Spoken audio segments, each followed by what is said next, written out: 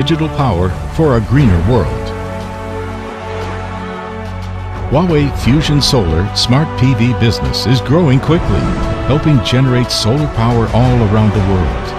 We integrate digital, PV, and energy storage, enabling smarter solar power and storage. Settled 3,000 meters above sea level, China's Qinghai province is the birthplace of Huawei Fusion Solar Smart PV. Here, Huanghe Hydropower Development built the world's largest renewable energy base using Huawei technology.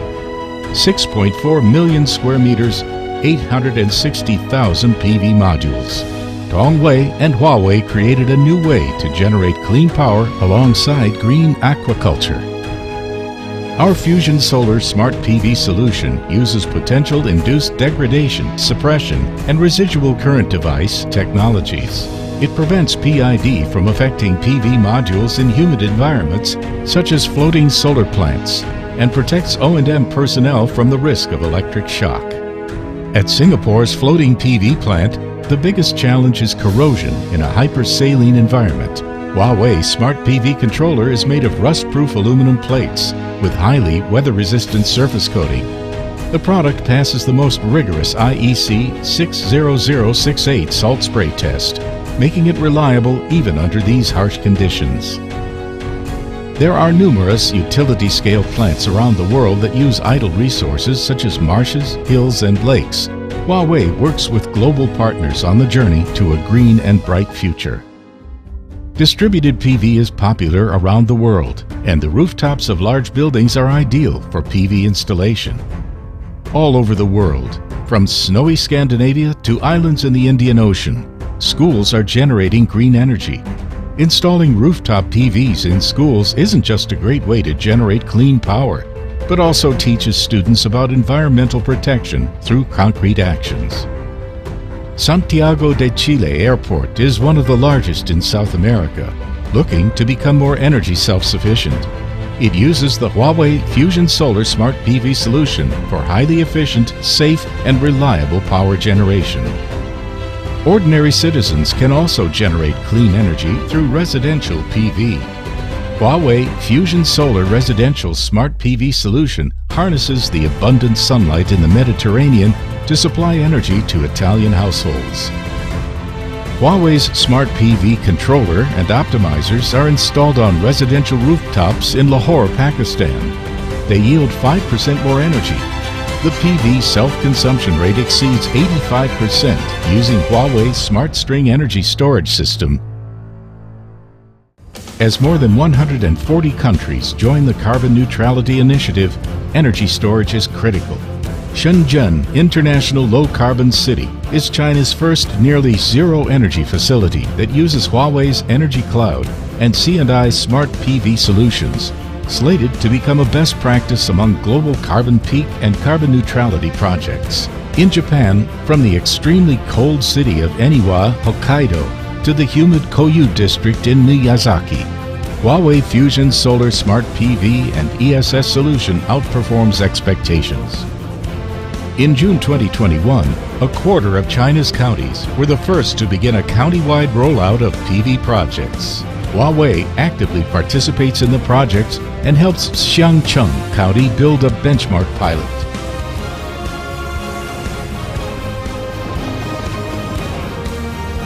Green industries and solar-powered homes are the way of the future.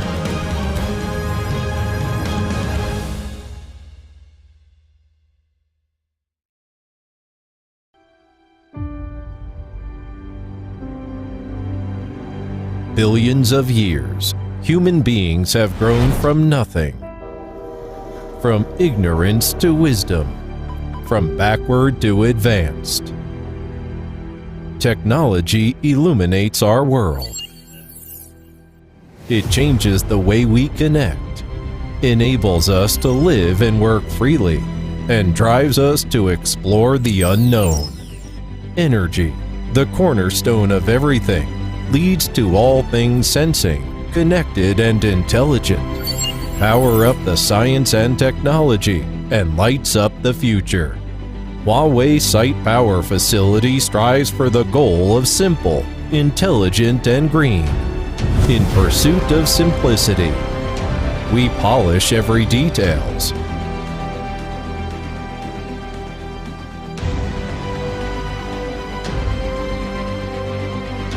Refine the products with craftsmanship, with passion and innovation.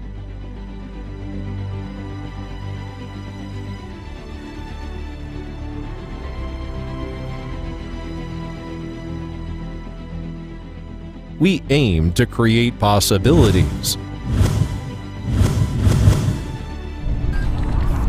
and focus on pursuing excellence to build the simplified sites.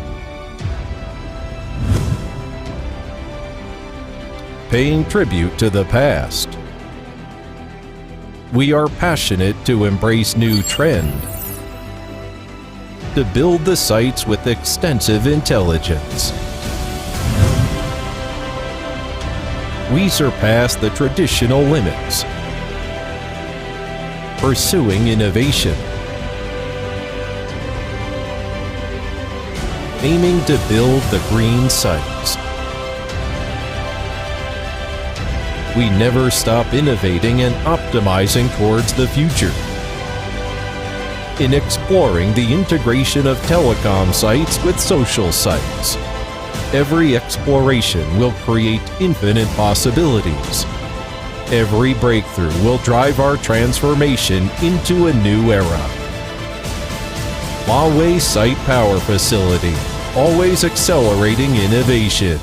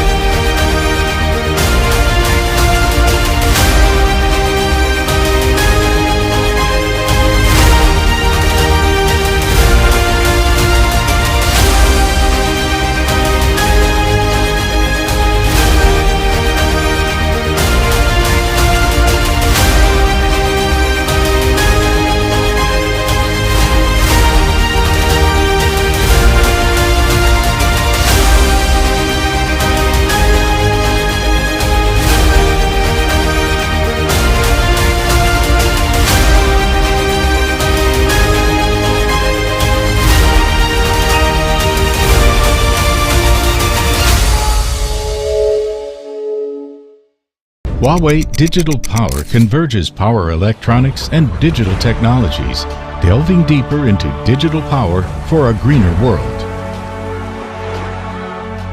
Huawei Fusion Solar Smart PV business is growing quickly, helping generate solar power all around the world. We integrate digital, PV, and energy storage, enabling smarter solar power and storage. Settled 3,000 meters above sea level, China's Qinghai province is the birthplace of Huawei Fusion Solar Smart PV. Here, Huanghe Hydropower Development built the world's largest renewable energy base using Huawei technology. 6.4 million square meters, 860,000 PV modules. Dongwei and Huawei created a new way to generate clean power alongside green aquaculture. Our Fusion Solar Smart PV solution uses potential-induced degradation, suppression, and residual current device technologies.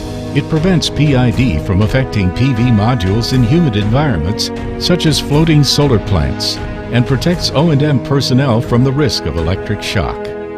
At Singapore's floating PV plant, the biggest challenge is corrosion in a hypersaline environment. Huawei Smart PV Controller is made of rust-proof aluminum plates with highly weather-resistant surface coating. The product passes the most rigorous IEC 60068 salt spray test, making it reliable even under these harsh conditions. There are numerous utility-scale plants around the world that use idle resources such as marshes, hills, and lakes. Huawei works with global partners on the journey.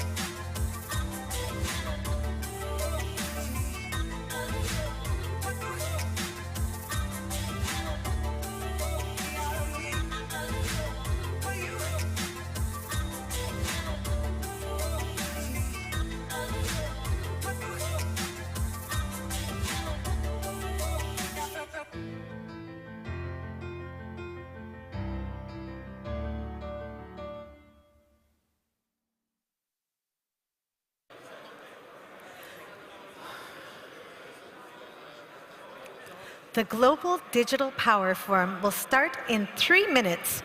Please take your seats and switch off your mobile phones.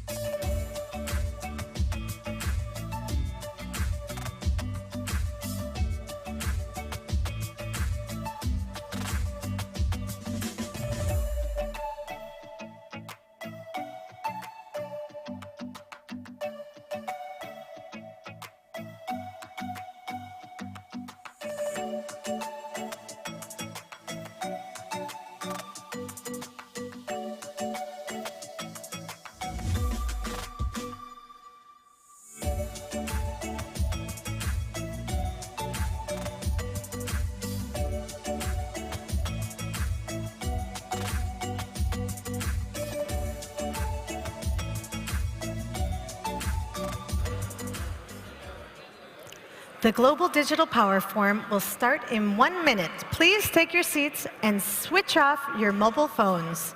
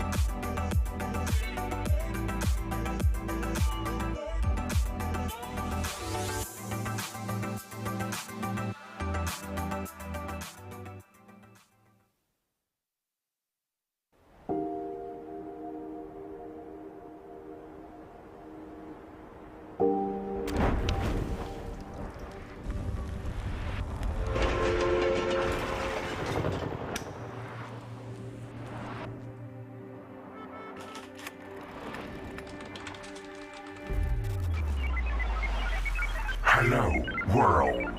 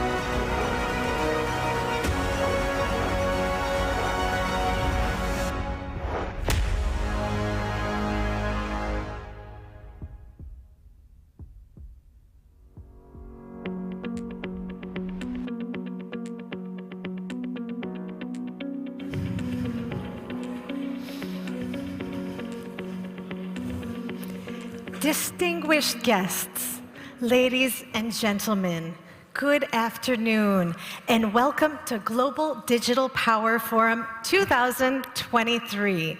This forum is hosted by Huawei Digital Power and co-organized by Jesse, UNEF, and CDP. My name is Rachel, and it is a great honor to be your host today.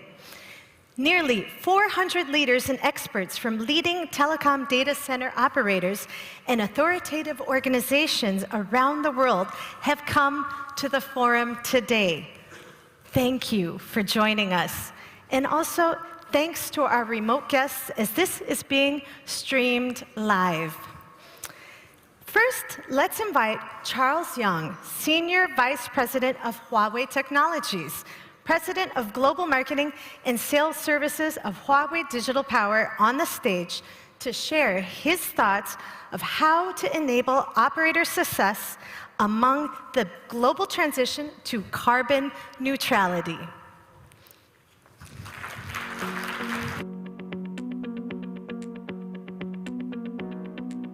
Thank you very much.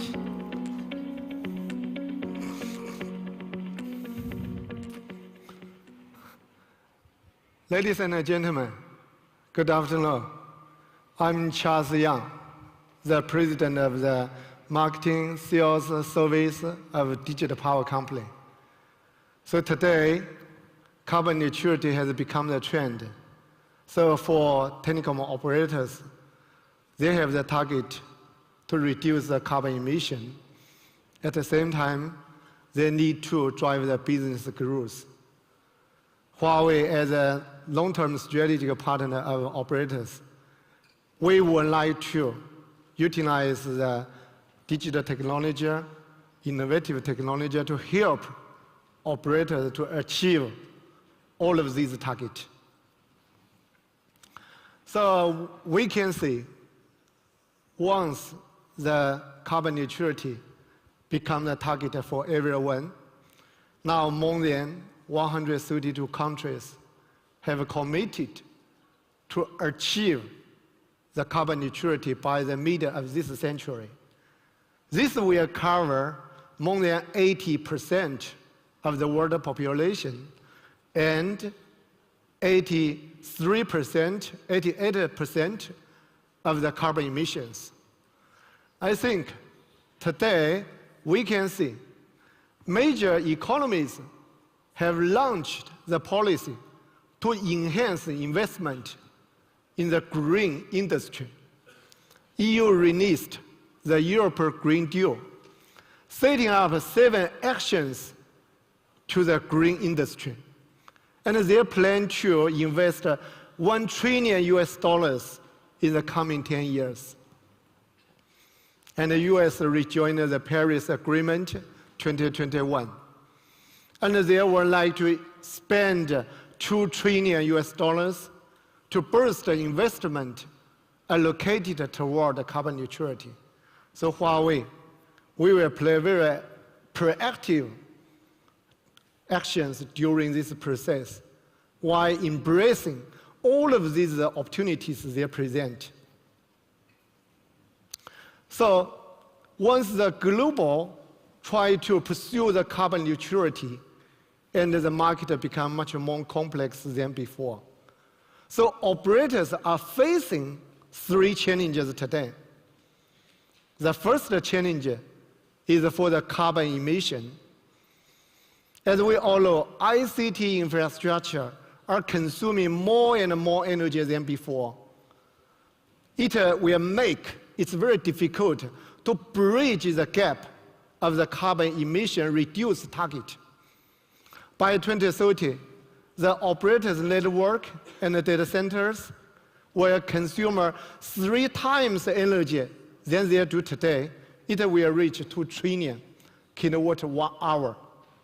But at the same time, GSMA, ITU, and GSE ask the carbon emission of the fixed network, mobile network, and the data center should be reduced by the 62%, 45%, and 53%. So this is the first challenge for the carbon emission. The second challenge, the rise of the electricity price. As we all know, in the past 2 years, the electricity price have tripled in Europe. So that means operators should spend more on electricity cost. Some maybe spend 30% than before. Some maybe have spent double. As a result, the telecom operator profit has been decreased more than 10%.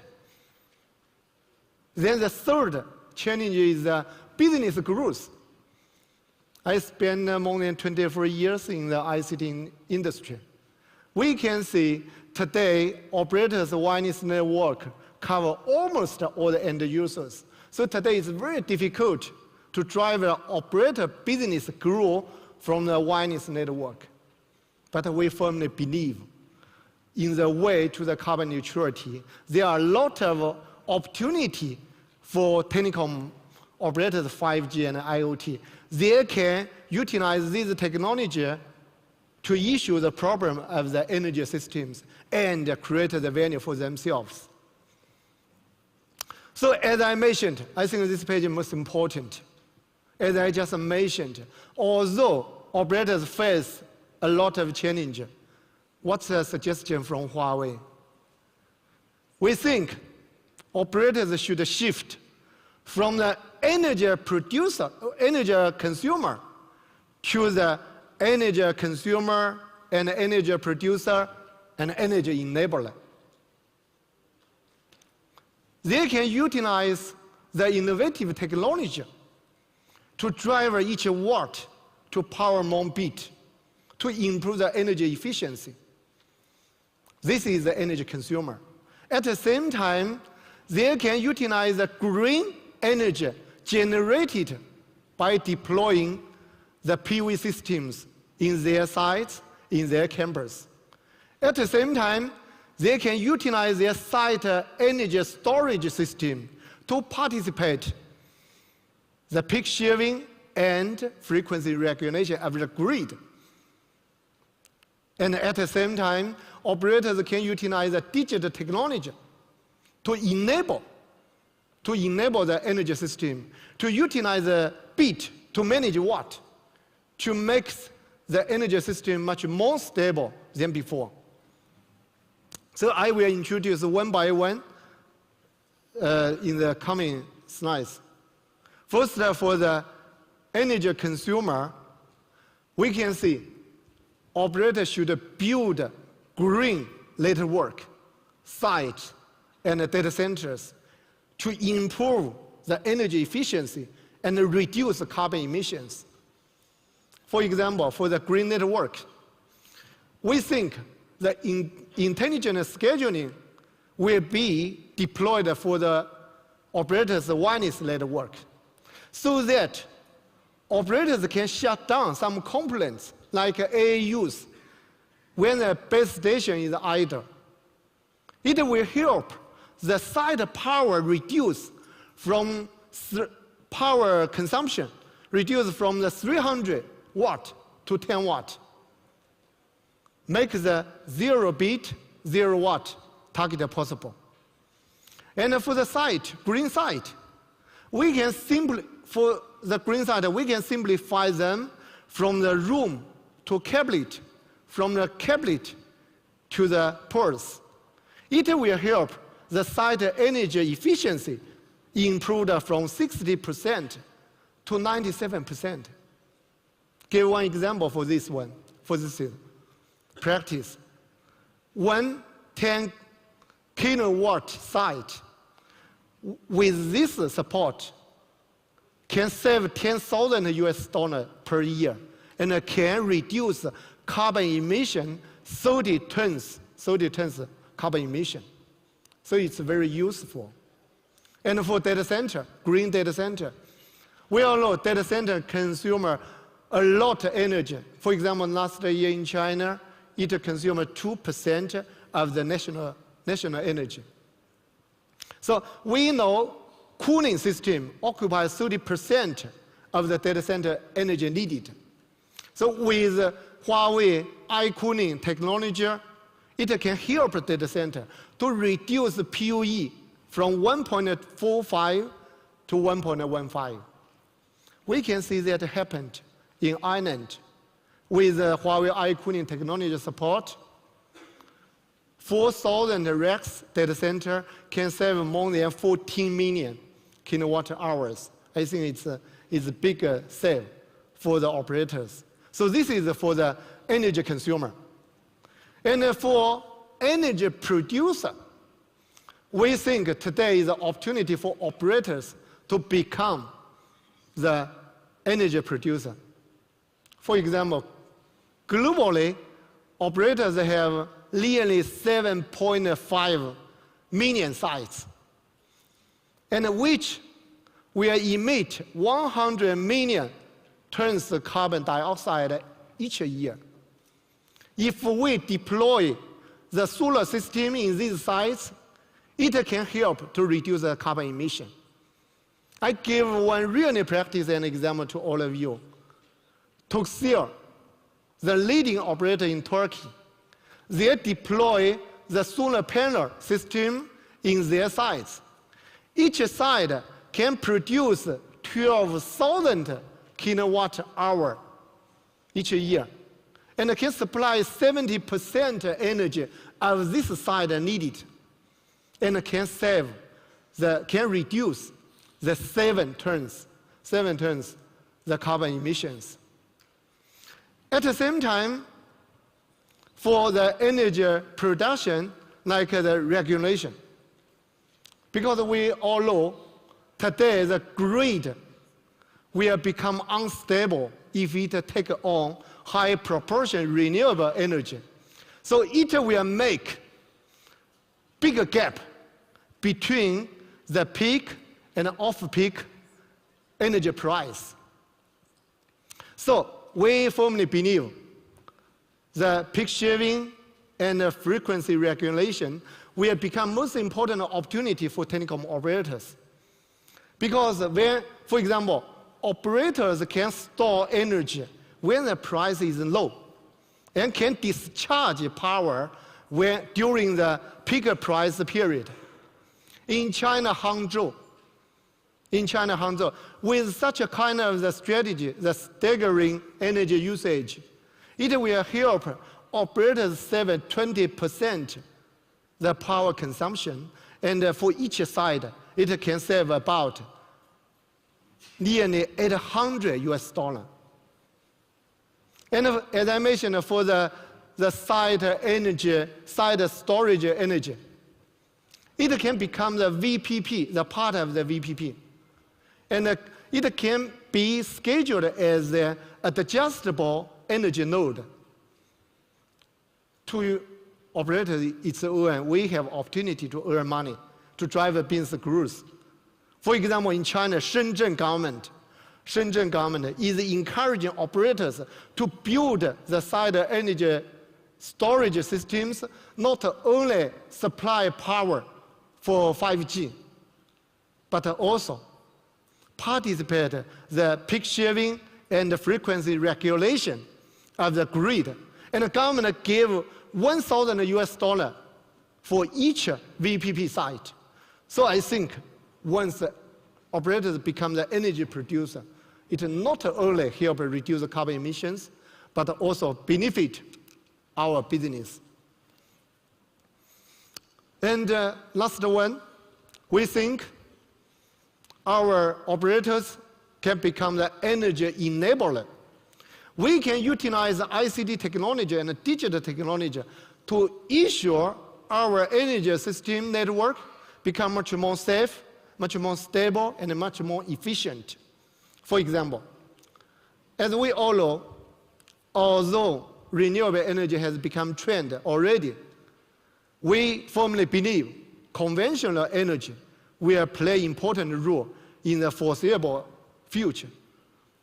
But for the conventional energy, the problem, the challenge is cost is very high, especially for coal, for some oil, like all of these. It's very difficult. It's very expensive to manage them. In China's Shanxi province, telecom operators utilize 5G, artificial intelligence, and cloud. For what? For the remote diagoning. Remote diagoning is very deep in wells. And the robots automatically inspect in the mining area. At the same time, the driverless vehicle transport all the goods, cargoes. So I think all of these efforts will improve efficiency and save the cost, reduce the cost for the conventional energy. And for renewable energy, I think ICT technology also can play a most important role. I give one example to all of you. One solar system with a capacity 1 gigawatt consists of 2 million solar panels and 1,000 inverters. If we embed the solar panels and inverters with SIM card and connect to the cloud platform, it will help and it will improve efficiency for the renewable energy operation and maintenance. It will reduce workloads and reduce cost. So I think in the future, although we face the challenge of the business growth, but we have a lot of opportunity. So from Huawei side, in the past 30 years, Huawei always cooperate with our operators with ICT digital technology, like 5G, like AI, like cloud. And we enable our operators to enrich communication of this global and to enable various industry digitalization. But in the future, in a way to the carbon neutrality, Huawei not only provide the digital technology for our operators, we will provide the power electronic technology for our operators, like PV, like VPP, like energy platform, energy management platform, so that we can not only drive our business growth, but also reduce the carbon emission. So, before I end this speech, I prefer to share one sentence with all of you. This sentence from the Vice President and Prime Minister of UAE, the ruler of Dubai, His Highness Sheikh Rashid. He said, while others try to predict the future, we create it. We just do it. So I hope after today's meeting, after today's summit, government, regulators, operators, and Huawei, and all of us work together to create a green society for our next generation. Thank you very much.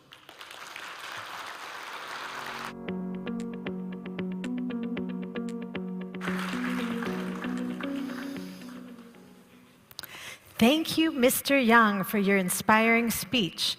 Next, let's welcome our second speaker, Masamba Joy, Project Executive, UNFCCC Global Innovation Hub, to share his insights about energy transformation for a net zero world.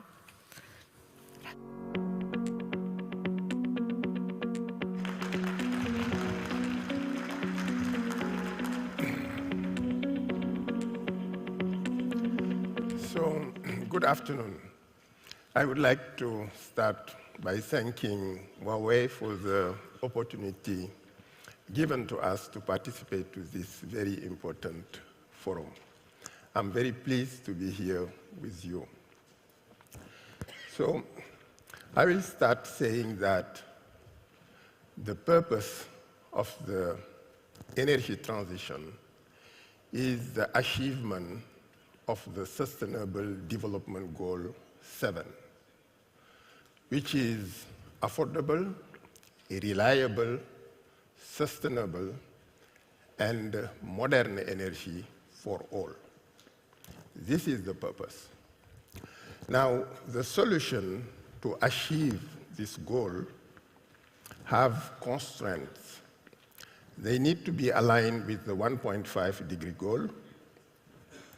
They need to contribute to enhance biodiversity. They need to support land regeneration. They need to fit within the planetary boundary. And they should minimize stranded people and stranded assets. These are the constraints. And it's quite challenging. It's challenging to achieve the Sustainable Development Goal 7 under all these different constraints. This is why innovation will be critical.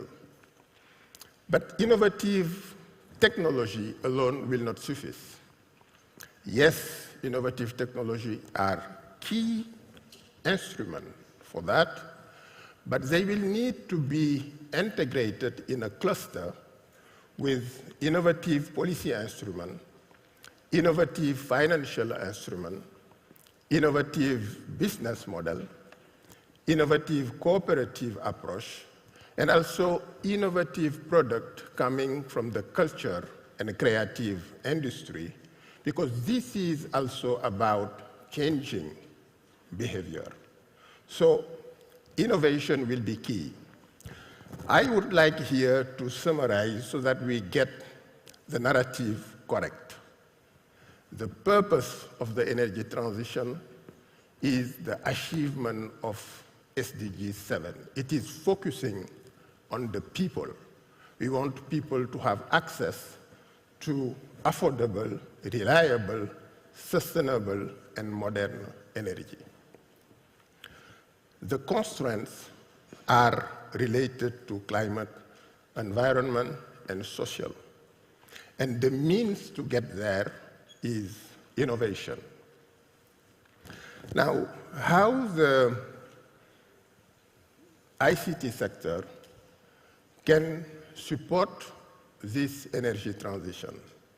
Well, first, it has to start by decarbonizing the sector. So it means that the innovative solution from the ICT sector should facilitate enhanced energy efficiency of the operation of the ICT sector. But it should also promote and enable more use of renewable energy in the ICT sector. That's very important, but it's far from being enough.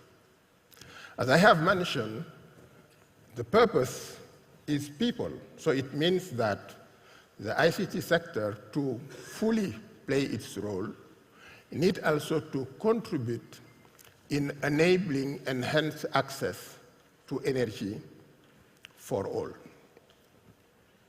But at the same time, and this could be seen as a paradox, but this is something important, where energy is needed, we need to ensure access. But at the same time, we need to reduce the need for energy. I was discussing yesterday with Louis here, and he was saying, okay, it's good that the ICT sector is improving the energy efficiency of its operation, but what we are seeing is that the absolute amount of energy consumed by the sector keep on increasing. This is because the sector keep on developing. It means that just greening the ICT sector to reduce its consumption of energy will not suffice. We need also to have the ICT greening of the sector, the verticals. So this part, contributing in reducing the demand for energy, is something important. So the demand for energy, final energy at the end user site, be it household or facilities that are in the verticals, but at the same time, it has to contribute in disrupting products and services that are energy intensive and facilitating their replacement with products that are less energy intensive. It should also contribute in enhancing the efficiency of use of product and services, and in enhancing the circularity of the economy, because by doing all these things, it will contribute in reducing the need for energy. It has also to facilitate more energy integration, both at the national level, at the city level, but also within facilities, because most of the time, the energy systems are not integrated. They are operating in silo, and it leads to a lot of waste. If they are integrated, it can lead to a reduction of the demand for energy. Now, what are the obstacles that need to be addressed for the ICT sector to be able to fully support this energy transition? The first is an issue of mindset. We need to develop a moonshot mindset. The problem we have is that when we are setting target and goal, our target and goal are based on our perception of what is possible, not on what is needed. So for example, when we are setting sustainability and climate goal, we will look at the technologies that are already available. We will look at the policy instruments that are already available, the financial instruments that are already available, and this is on the basis of that we are setting our goal and target. The problem with this approach is it does not provide room for innovation, because this is precisely the gap between what is needed and what is currently possible that is the main driver for innovation. If we do not address this lack of moonshot thinking, we will be locked in a vicious circle. If you ask those that are setting goals, why are you not ambitious in your climate and sustainability goal? They will say, because I do not have the solution and I want to be credible. I don't want to set a goal without being able to say how I will get there. But at the same time, if you go and talk to those that are developing the solution and you ask them, why are you not developing transformative solution for climate and sustainability? They will respond, because there is no demand. And we are in a locked, vicious circle, where each of the two, the lack of high ambition and the lack of solution, are both cause and consequence of the other one. The second problem is that when we are developing innovative solutions, we tend to focus only at the sectoral level. This is needed to address climate and sustainability, but it will not be enough to address the big challenge that we are facing. And here I would like to provide a concrete example to illustrate what I mean.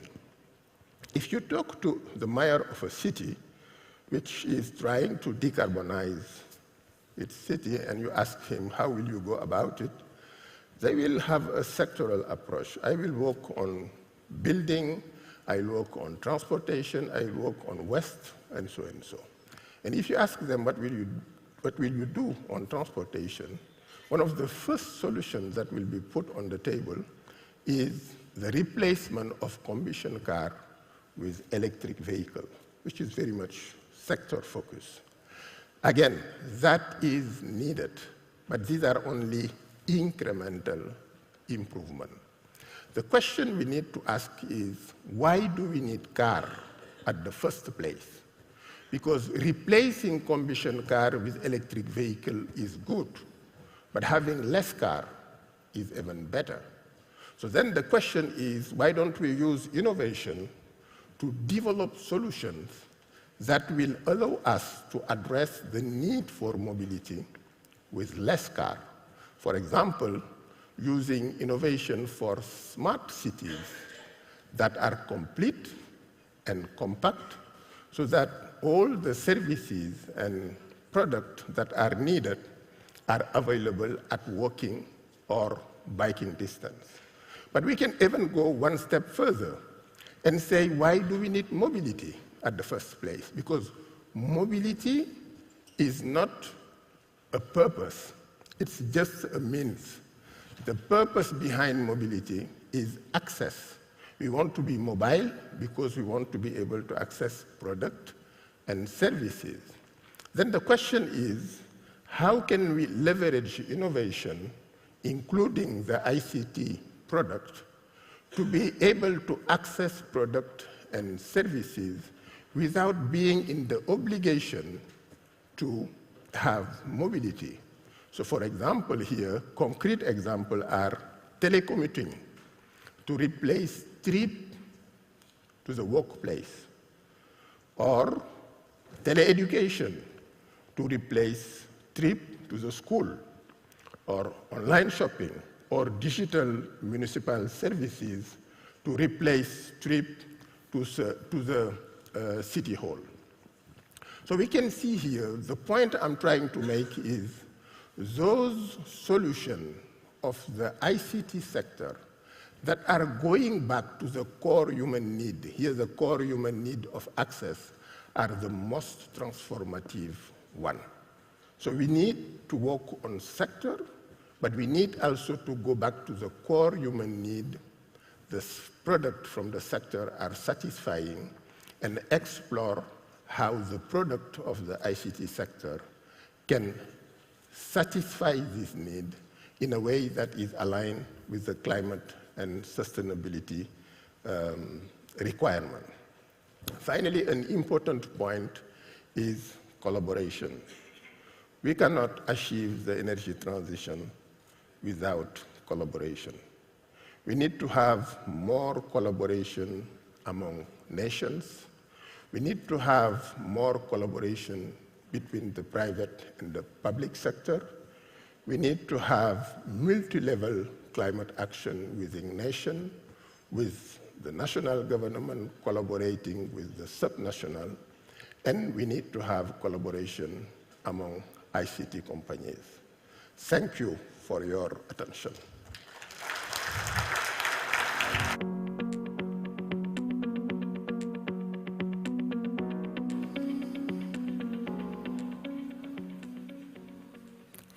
Thank you, Mr. Joy. Now let's welcome our next speaker, Jose Donoso, General Director of UNEF, to share his thoughts of trends of ICT industry use of renewable energy.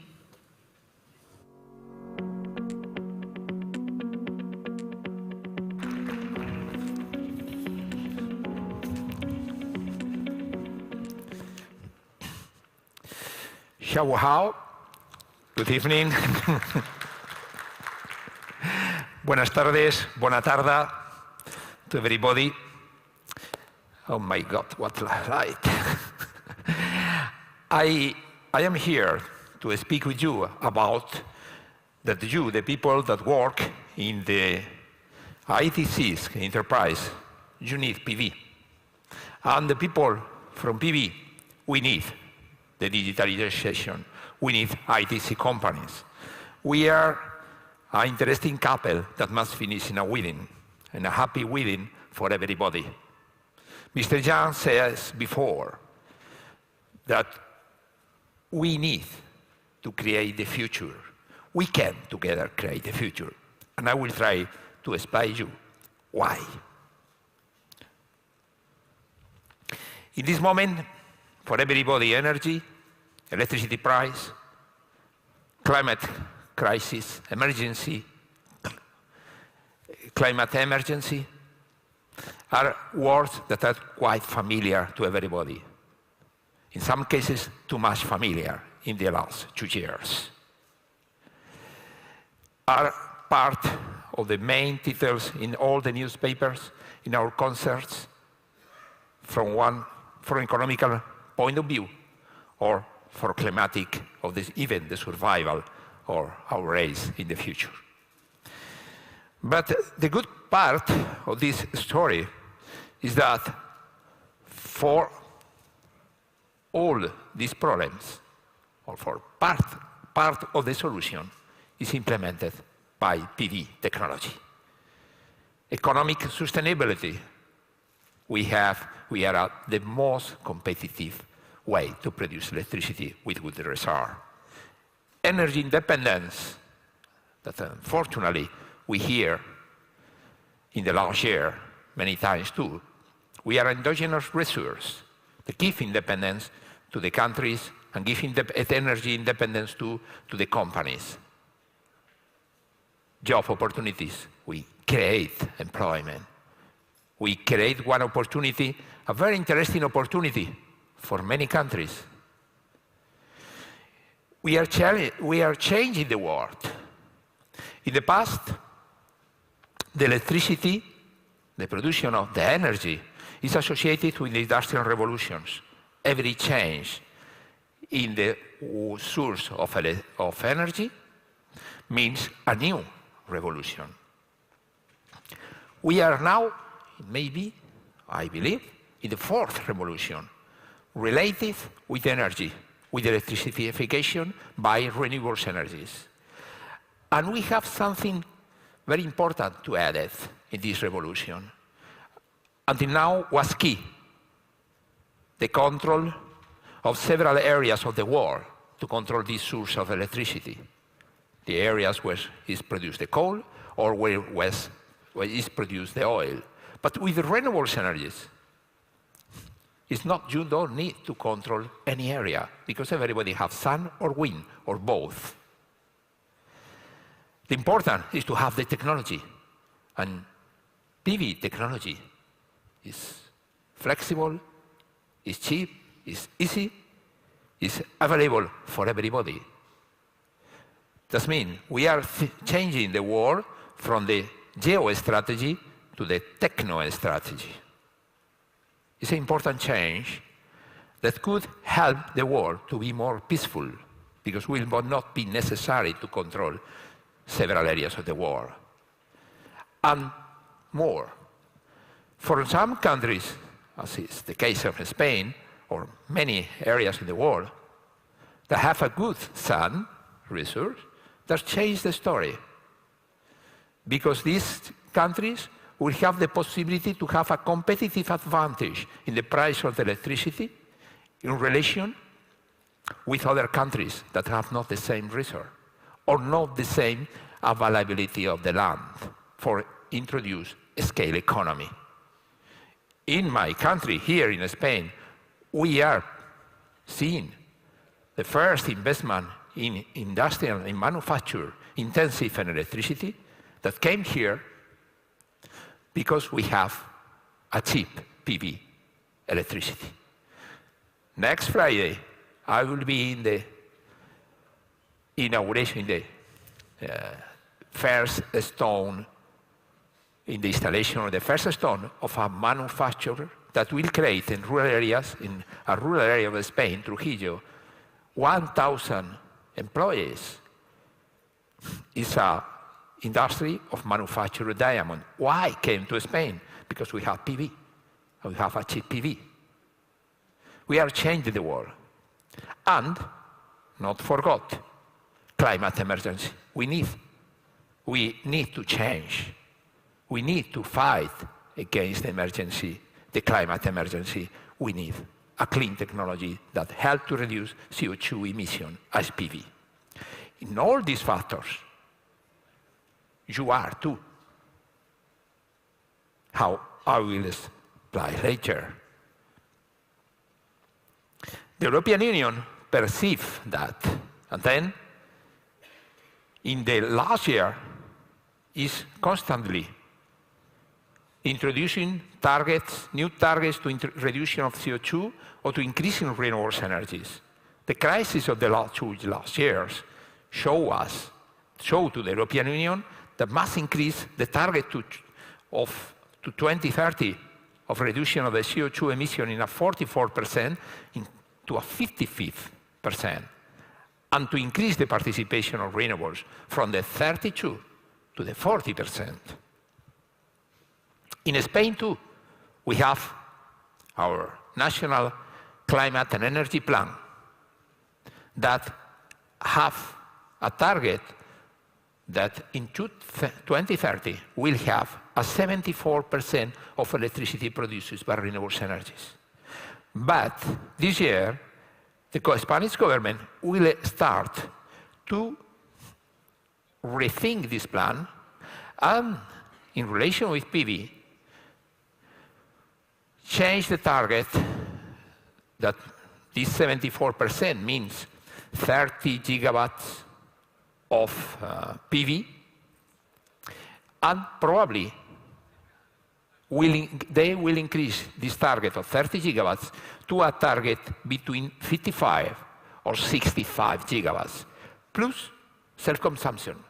As in self-consumption, as minimum, we expected to install from here until 2030 another 15 gigawatts of PV. Very interesting market, and at the same time, the European Union gives subsidies to boost this market.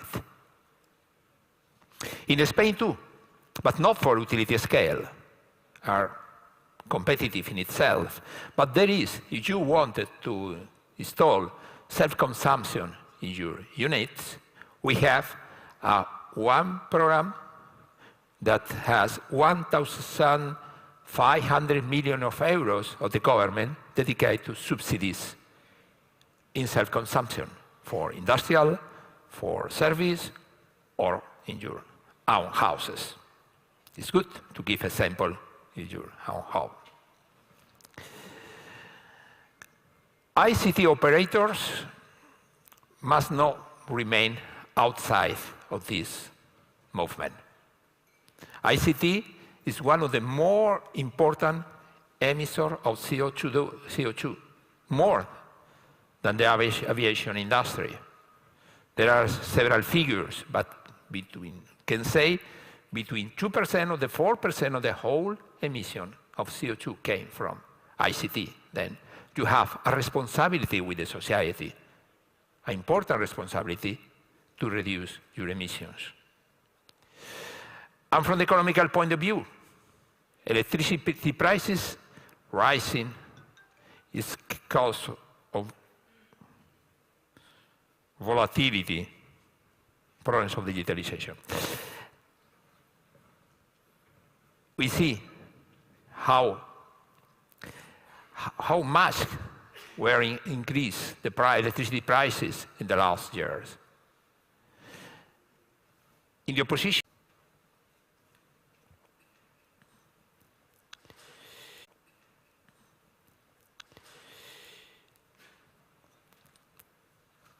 ICT energy transformation needs more self-owned renewable energy.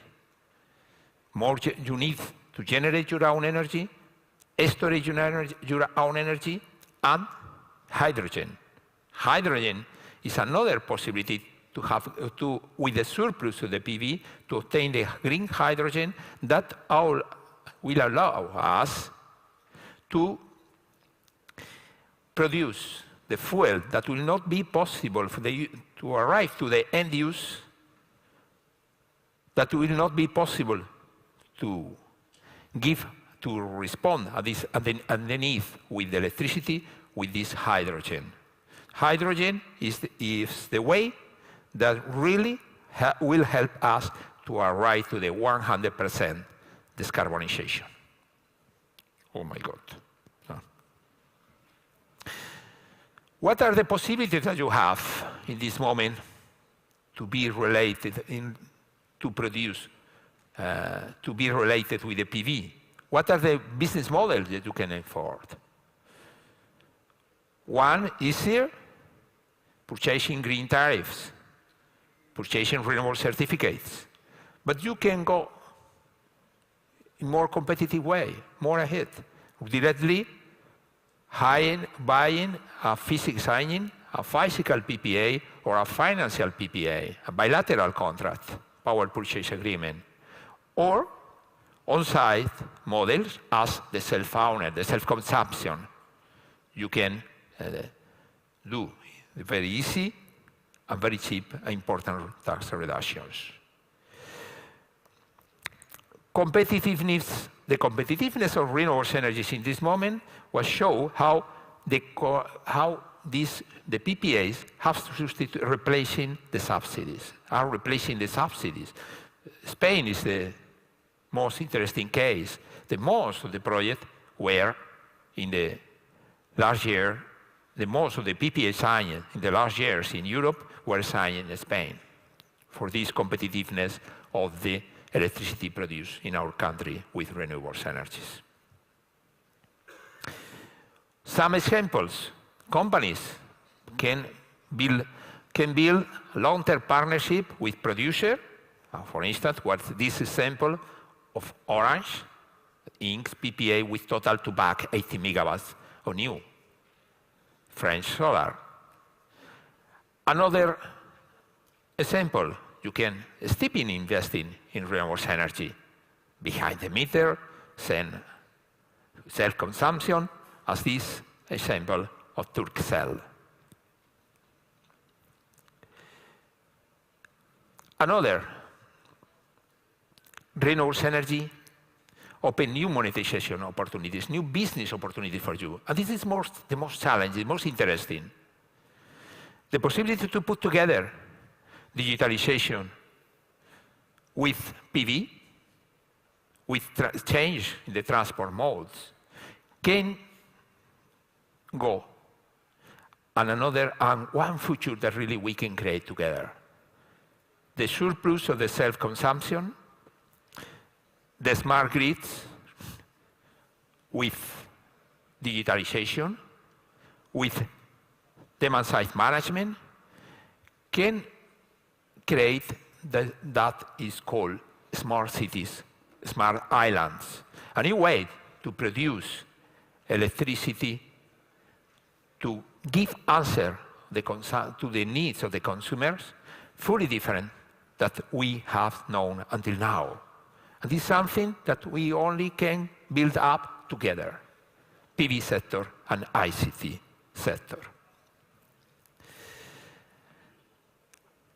As conclusion, the photovoltaic is a green swan for the ICT industry.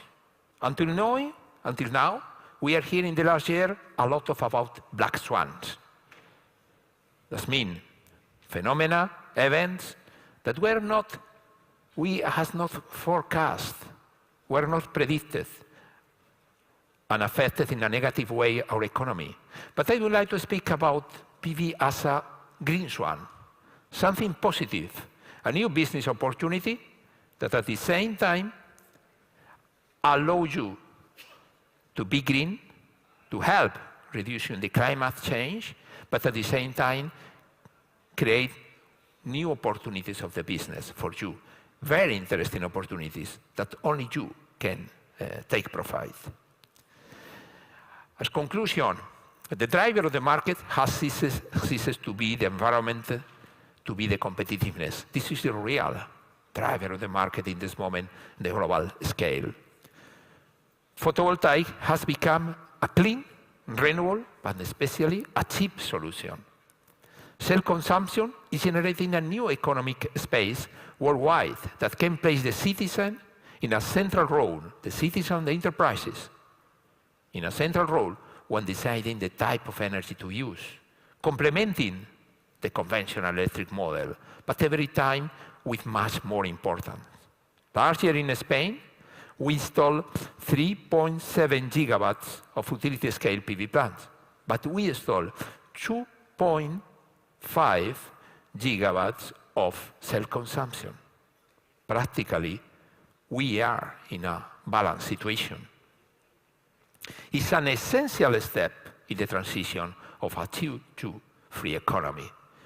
It's a source of technological progress, economic growth, and employment.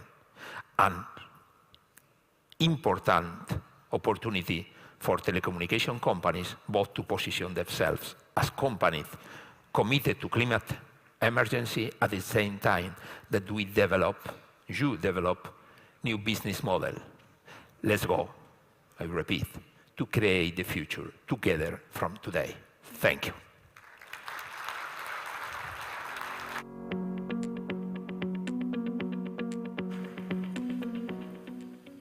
Thank you so much, Mr. Donoso. Now let's invite Luis Neves, CEO of Jesse, on the stage to tell us about trends of thousands of industries under energy transformation.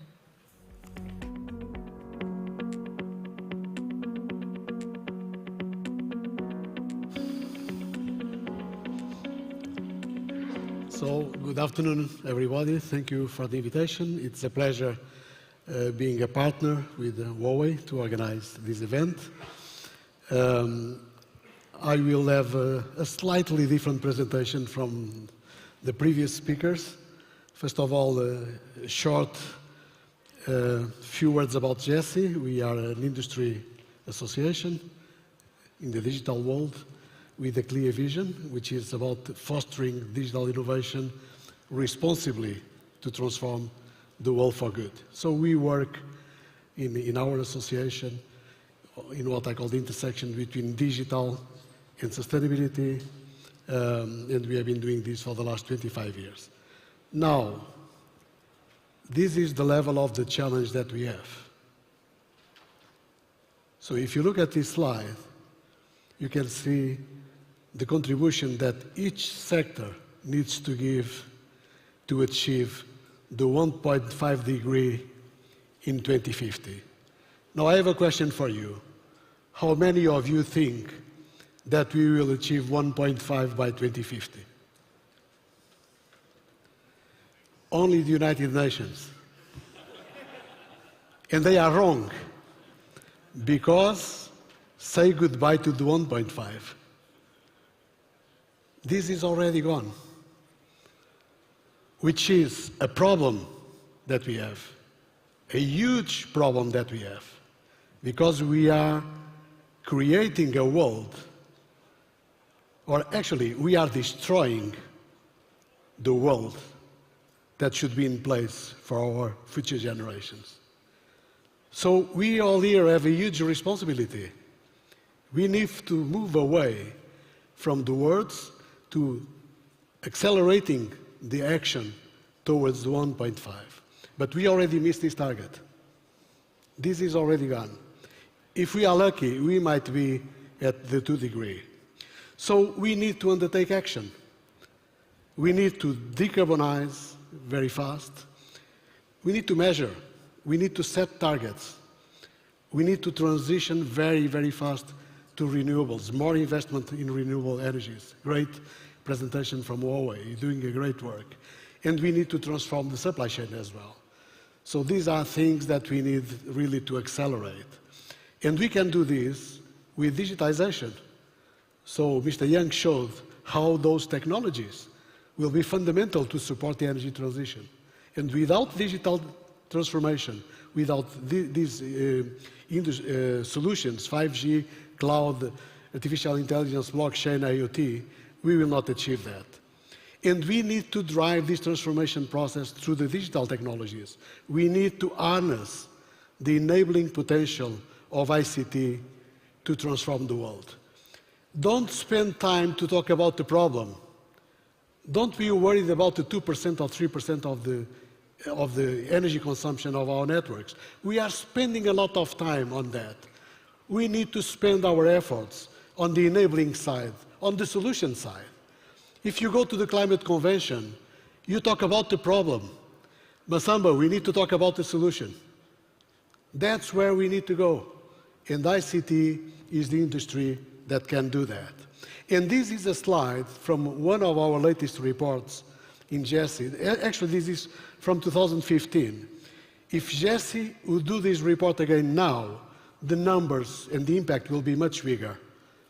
So this is from our 2015 report, where we came to the conclusion that ICT can bring down 20% of the global emissions. So 3.5 gigatons in mobility, 2.7 in manufacturing, 2.0 in agriculture, 2.0 in buildings, 1.8 in energy. Altogether, 12 gigatons of CO2 that can be brought down through digital technologies. And this is where we need to put our focus. Actually, if we would achieve this goal, we would decouple economic growth from carbon emissions for the first time. And we can give a contribution in many other areas like agriculture, reducing billions of oil barrels, take down millions of cars from the roads, and reducing water consumption. This is the impact of those 20% of emission reductions, according to our report. And we do this if we also increase more connectivity, if we deploy more connections. So from 2015 to 2030, we will have 2.5 billion connections more in the market. We will touch 1.6 billion e-health beneficiaries, and we will touch 0.5 billion e-learning participants. This means that we are taking out from the roads people, using technology for health, using 5G for health, using 5G for education. So this means you can study from home, you don't need to go to university, to the school, and so on. So this is where we go. And, by the way, don't be worried about the money and the business case, because these 20% represent a lot of money, the GDP of China per year. This is what we can realize. And by the way, this is not only for the ICT industry. This is for the ICT, but also for the vertical sectors. So all the players benefit from this investment and from this deployment of enabling solutions. So when people talk about the business case, I do not understand it. We have all those studies in place. We have all the evidence. So when in companies, people is talking about return on investment. My question is, what are you talking about? This has been studied already. We have, Jesse, we did 4 studies with Deloitte, with McKinsey, with Boston Consulting, with Accenture Strategy. All the studies go into the same direction. And these are independent studies verified. So, we also need global policies. We need to establish carbon markets to monetize emissions. We need to develop financial aid programs for developing countries. A huge responsibility, because we live in the nice part of the world, in Europe, in the United States. What about all those countries that do not have connectivity? We need to deploy more connectivity in those in need. We have over 2.5 billion people without access to technology. And we need to ensure a fair IP licensing of a patent technology. We need to bring digital technologies to the climate convention. And that's why the work that Masamba is doing with its initiative, the Digital Innovation Hub, is very, very important, and we should support that. So we need initiatives to leverage and engage thousands of industries under this energy transformation. We need collaboration. And in this context, Jesse is now working in Europe with the European Commission, with an initiative called the European Green Digital Coalition, and we are developing the standard to measure the net positive impact of digital solutions. And this project will be ready by the end of the year, and hopefully we will publish it. So we also need a place where we work together. You know, I like very much the Mobile World Congress, but you only talk about money. You only talk about commercial things. You don't talk about people. Technology is for people. It's for the society. And we need a place to meet where you showcase your green solutions, the solutions that contribute for this world to be a better place. And for that, Jesse is offering to you the Digital with Purpose Global Summit, 27, 28, 29 of September in Lisbon, where companies can showcase its solutions. And by the way, this is a race to the top. So companies that want to be part of Digital with Purpose, that want to be part of this agenda, they should think this is competitive. We need really to develop innovations, to promote our technologies, and to grow this energy transition that needs to take place. So this is my presentation. I promised them that I would keep my time, so it was not bad, only around 40 seconds more than my 10 minutes.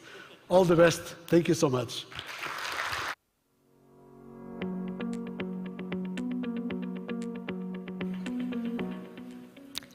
Thank you, Mr. Neves.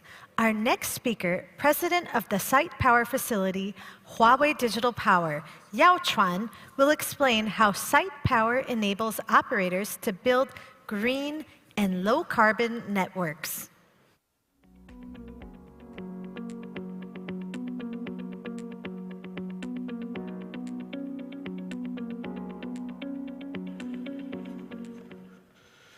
Good afternoon, ladies and gentlemen. It's my pleasure to be here to share with you how to build a low-carbon and also green network by intelligent site power solutions. I'm Paul Yao from Huawei Site Power domain. So as Mr. Yang mentioned, actually carbon neutrality now is the common goal of the world. More than 120 countries has announced their plan and also their target for the carbon neutrality. And a telecom operator actually is a pioneer for our carbon neutrality. And most operator actually has announced their network carbon neutrality plan. So during our way to network carbon neutrality, but also we can see we face a lot of challenges. For example, for the energy crisis, actually a great increase of our electricity cost is the biggest challenges. Like in Europe, 3 to 5 times electricity cost has been increased in these 2 years. So actually this also brings a very big increase for our electricity bills. Like for operators, even you have PPA, but the electrical cost also will be increased more than 30%. And during my last trip in Europe, some operator also told me even the electricity cost will be doubled. So actually, this is a very big challenge. The second challenge is that still our new technologies are introduced to our network, like 5G. Compared with 4G, actually 5G power consumption will be doubled. So if the 5G connection penetration increase from 8% to 25%, this means the carbon emission will increase more than 74%. And also the OPEX, especially for the electricity cost, also will be increased more than 30%. Here we have a date in China. Like in 2019, before 5G, the electricity cost is around $8 billion US. But after 5G in 2025, the electricity cost will be increased to $11 billion. So this is a very huge amount of money. So I think 5 years ago, for operator management, people usually they don't know what is site power. But nowadays, energy saving is the most concern of operators management.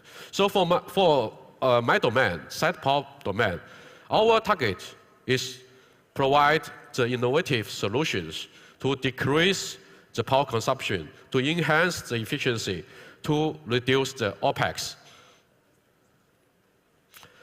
And also, like for 2G deployment, usually the power consumption is not so big.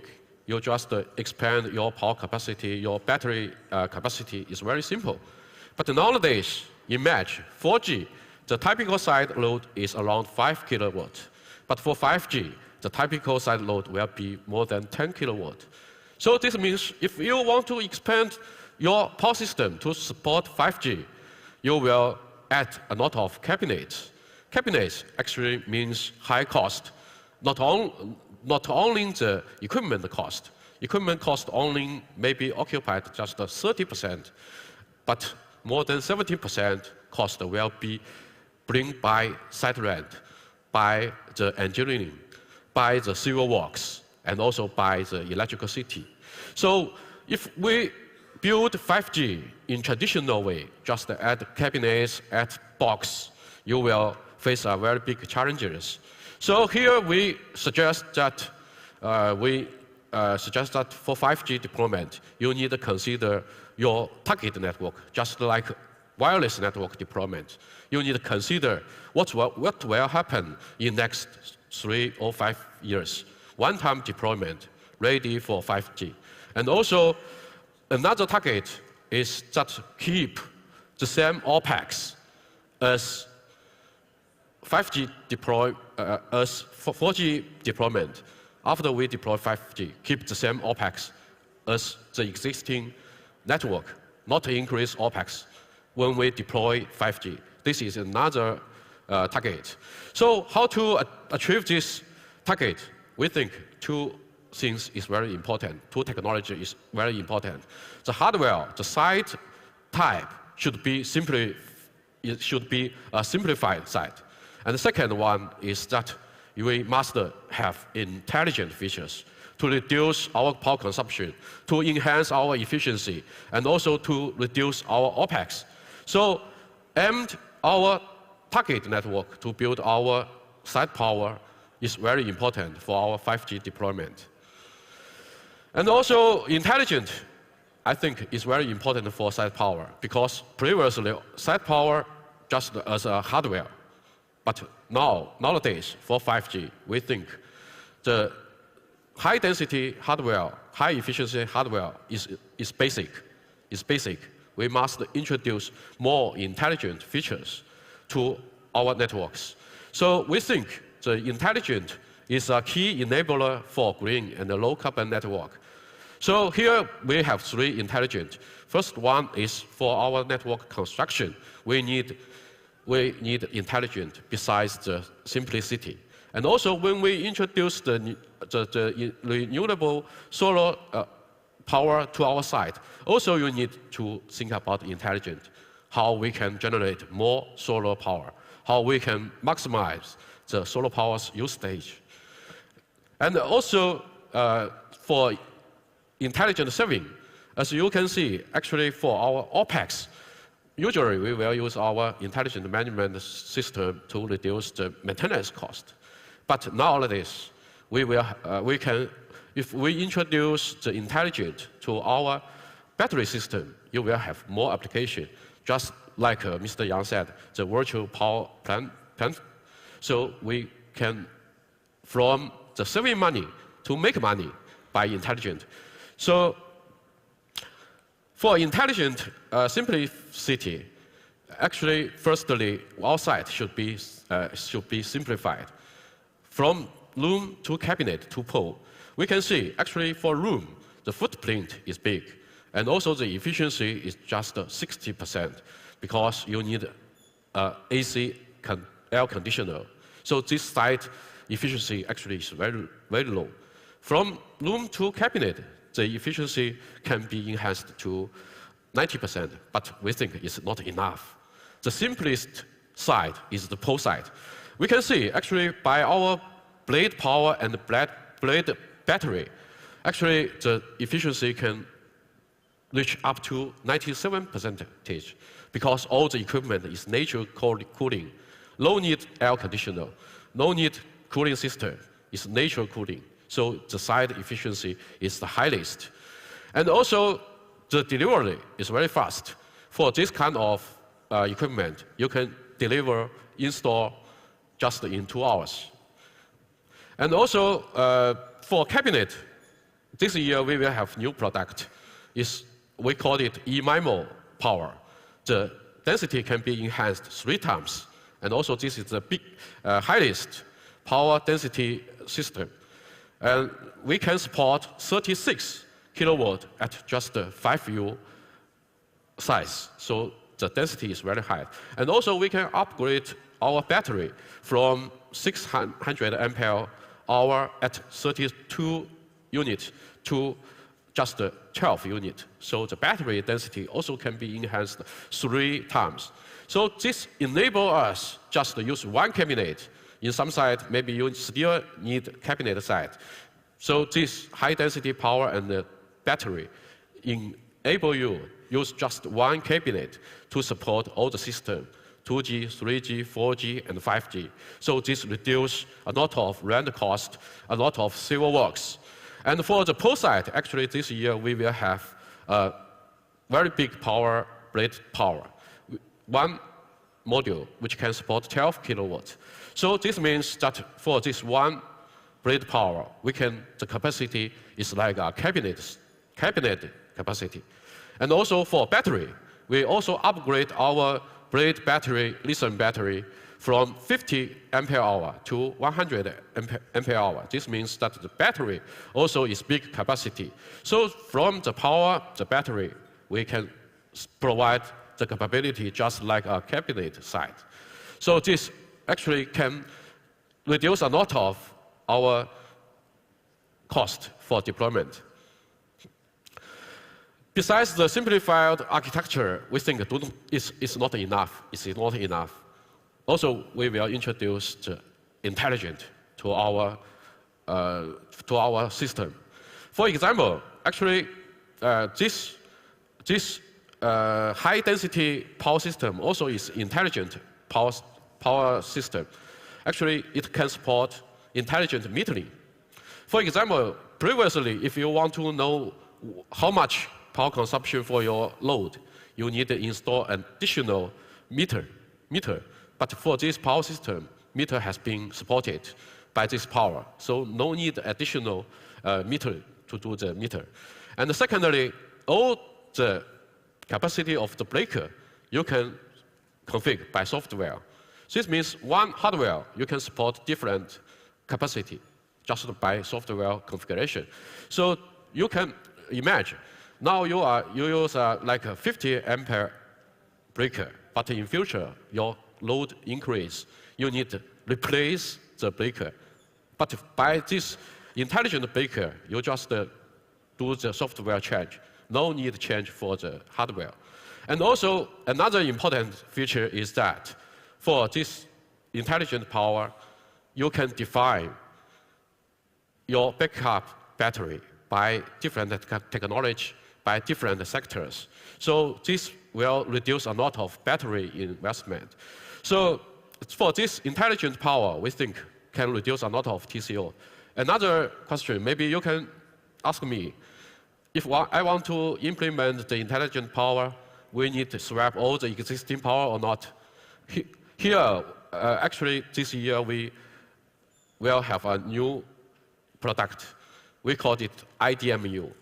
This means that if your existing power, you want to make it as an intelligent power, you just add this one new equipment. Your existing power can be intelligent. So this can protect a lot of existing power investment. So another things we are doing is that for our blade power and also for our power module, we implement the intelligent power parallel system. This means that if you want to expand your power, if you have a cabinet, you have space, you just insert our intelligent power module. This power module can work with your existing power and the battery. No need to swap existing power system. And also, if you have no space in the cabinet, you can just use our blade power outside the cabinet. So it will be very simple for our power expansion, very simple overlay.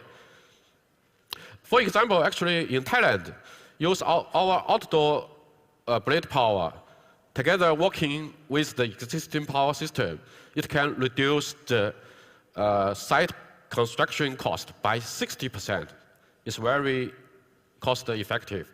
And also by the indoor power module implement in Indonesia, actually we reduce site deployment cost by 40%.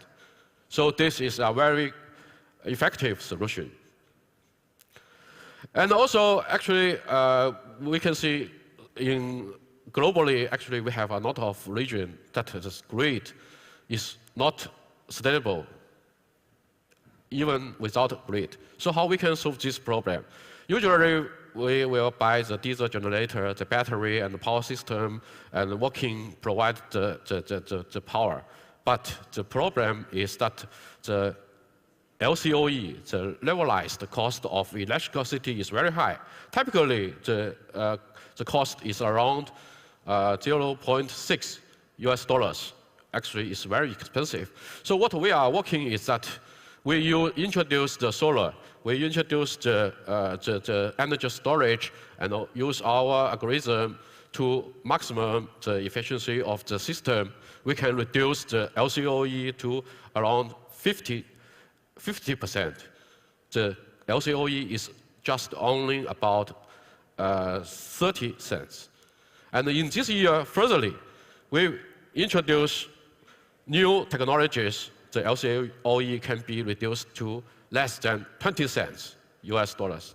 So actually, we think now with hardware and the intelligence upgrade, we can provide a lower LCOE, and the hybrid power can be used in all scenarios. How we can achieve this? First, actually thanks to our digital platform, because we have the biggest smart PV in the industry. So we introduce our solar technology to our site. We have the iSolar solution. Actually, the architecture is different from the traditional solar solution. This is a high voltage serial architecture solar solution. For example, if you want to implement the solar site, actually previously solution is very complicated. Firstly, you need serial connection, 3 panels, and one group, and parallel together use. It's very complicated. For example, for 8 PVs, you need more than 16 cables, because cable actually engineering cost is very high. So this result, the cost is very high. And also you need junction box, you need a converter, you need a controller, a lot of equipment. The devices is a lot. So actually, this year we will have a very simplified architecture. This is a high voltage architecture. All the panels can be a serial connection, so this will reduce the cable, just 2 cable is enough. And another one is that our controller, if the power system is not Huawei, we just use the blade controller. Just one device we can support the junction, the controller, and also converters. So this is a very simplified solution. But if you use Huawei power system, it will be more simple. Just one module, just like PSU, insert our power frame. It's very simple. So actually, we applicate this solution in Turkey, and also I think for these days you have visited Huawei booth, and we have the detailed case. And another one is that intelligent for solar power is very important. The intelligent can solve these 2 challenges. First challenge is to have more solar power generation. Because actually, previous solar solution is that if one PV affected by like shade, like the other things, all the system efficiency will be decreased. But with our PV optimizer, for each PV panels, we will install our PV optimizer. So if one PV panel affected, just this one efficiency will be decreased, but the whole system will not be affected. So this enhances the power generation more than 20%. Another thing is that here we have a case in Bulgaria. This site, the size is enough. So the PV capacity is around 7.2 kilowatt, but the load is only 2.6 kilowatt. So this will waste a lot of solar powers. So actually, with IPV integration optimizer and adaptive AI algorithm, we will store the solar power in our batteries. So actually, this can enhance the solar power utilization to 100%. So no green power will be wasted. And also for hybrid power, actually, besides the technology just I mentioned, the iSolar, but also we do some optimization for the cabinet. Because previously, usually if you use the battery, you need air conditioner. But we now solve this. We just use the direct cooling system for the cabinet. So this reduces more than 17 PVs and energy storage configuration. Another one is that we use the bigger capacity lithium battery upgrade from 100 ampere hour to 200 ampere hour. So this also can reduce a lot of capex. So totally for hybrid power, actually now our LCOE can reach 19 cents. So this is very low. So this also enable our hybrid power solution from low or unstable grid area to some area the electricity is very high, price is very high. So you can use in all scenarios. Here we have a case in Ethiopia. Actually use our hybrid power, we reduce the diesel generator running time by 80%. So actually the ROI is just 2 to 3 years. So it's very high return back. EMS, actually for our network, for our NetEco, I think you are familiar. Actually our NetEco is the equipment management system. We have upgraded our EMS in NetEco to support more intelligent operation and maintenance features. And also all the intelligent features will be implemented by our NetEco. Our NetEco can provide the open interface to your network management system. And also one equipment we want to make it more intelligent is the battery. Actually, I think the operator you like battery because once no grid, your network will be still have the power. But also, I think you also hate it because cost a lot of investment. It's a silent asset. So we want to make it more intelligent. Actually, 2 years ago, we make the intra-site synergy in order to reduce the site deployment cost. But this year we will upgrade the battery from just backup to integration backup and the storage function, so which can support like the VPP, like the peak stargling, this kind of application enable you to from saving money to make money. This is our Cloudly. Actually, we will upgrade our Cloudly from 100 ampere hour to 150 ampere hour, the same size. And also, we will provide high cyclical booster Li. The capacity is 200 ampere hour. And also, the cycle time can reach 60,000 times. So this is a very high cyclical lithium battery. And last but not least, I think time is endless, and our innovation never stops.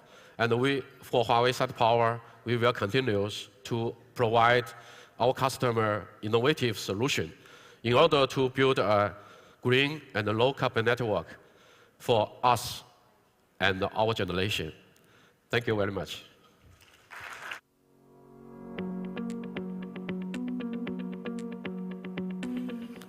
Thank you, Mr. Yao Chuan. The next speaker is Mr. Hervé Souquet, Energy Vice President of Orange Group. He will share their strategy and experience of how to evolve in a time of energy challenges. Hello, everyone. So I will try to stay in time, so I may be quick on some slide, but let's try to move it. I'm going to present you the new Lead the Future energy strategy for Orange. In fact, in Orange, we have been working on energy since long. In 2020, we announced our Orange 2025 Engage plan, and this was done because we are a company with a purpose. Not so many companies around the world have a purpose, and in Orange, we have quite pride that we are a trusted partner which gives everyone the keys to a responsible digital world. As such, being efficient on energy, being efficient on carbon is mandatory for us. To sustain this, we have to be able to measure, to report, to challenge, to deliver economic efficiency,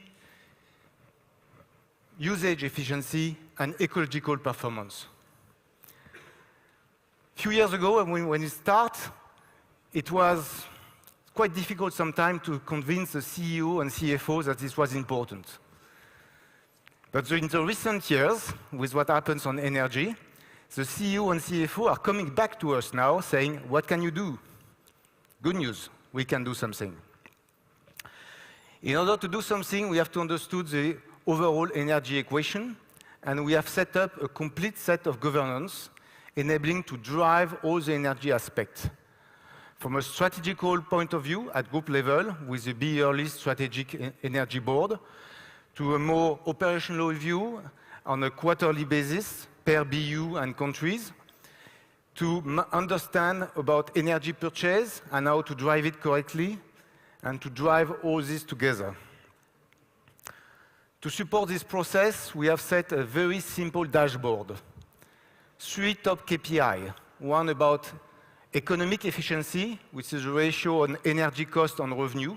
Very simple to understand. Even a CEO can understand this. If this KPI degrades, his EBITDA will degrade even more. 2 KPI on technical efficiency, focusing first on RAN efficiency with kilowatt per gigabyte and kilowatt per site, and data center efficiency with a well-known PUE. And last but not least, the ecological efficiency with the RER, which is a ratio of renewable energy. To sustain this, we have set up a complete book of action items, more than 50 of them, and each country is selecting the one which are most relevant to them. Then we have a very simple dashboard, where in line we have the main action item, and in column, a per country view on the progress made. So each country BU can very quickly understand how it's progressing, how it's compared to peer. As part of our new strategy for 2030, we have announced an ambitious green and energy-efficient network transition. As you can see, it's not only about technical solution. For example, one of the strongest levers in terms of energy efficiency is RAN sharing. In Europe, it seems obvious.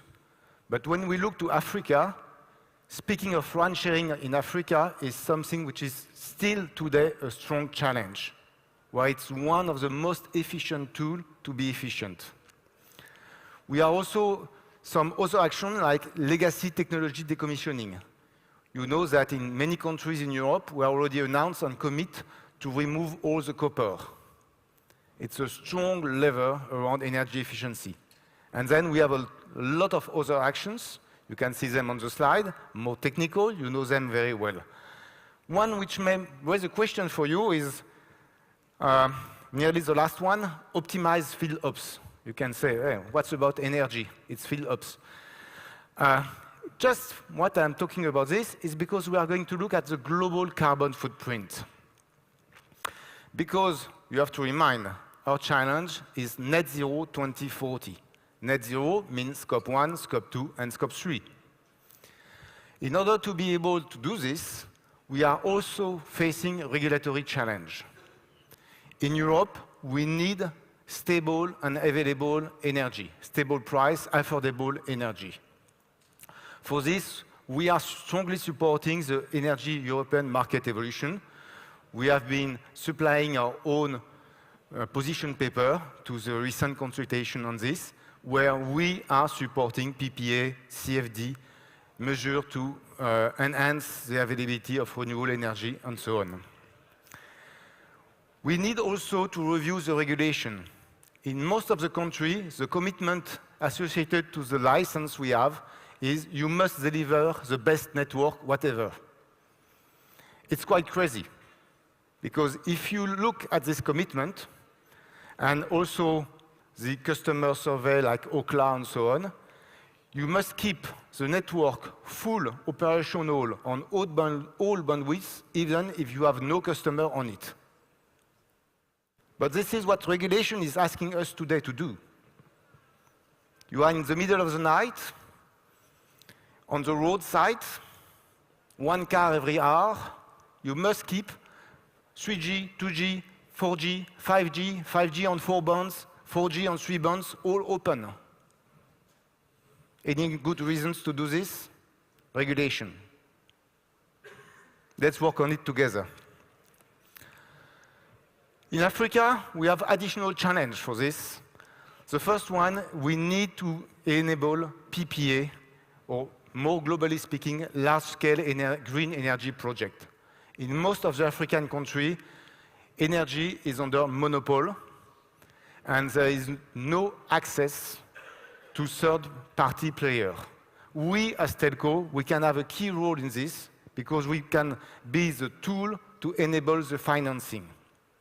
Where Africa, as it was presented, needs more energy and more affordable energy, in most of the countries today, the local energy player doesn't have the financing capability to support the additional energy needs. As telco, we can be a key player to enable this, providing we have access to a PPA regulatory framework and a stable wheeling regulation. The next step behind this will be scope 3. All my slides before were about scope 1 and scope 2. Easiest one. Roughly speaking, scope 3 is minimum 80% of the carbon impact. So when we are talking about net zero 2040, we need to talk about scope 3. And this is where all the telco environment is important. Not only us as a telco player, but also all our suppliers which are working with us. The first step for this is to build and operate an efficient but good enough Scope 3 reporting capability. I don't know what is your level of maturity on this, but on our side, just creating a good enough report on Scope 3 is a difficult challenge. And we have to ask all our suppliers, what are your data points? And there is no standardized way to do this kind of reporting, exchange information between us today. So it's the first challenge. Second challenge, besides reporting, is to build an operational model enabling long-term forecasting. In our everyday operation, when we talk long-term as telco, we talk 5 years, strat plan. 5 years on the energy world is nothing, it's short-term.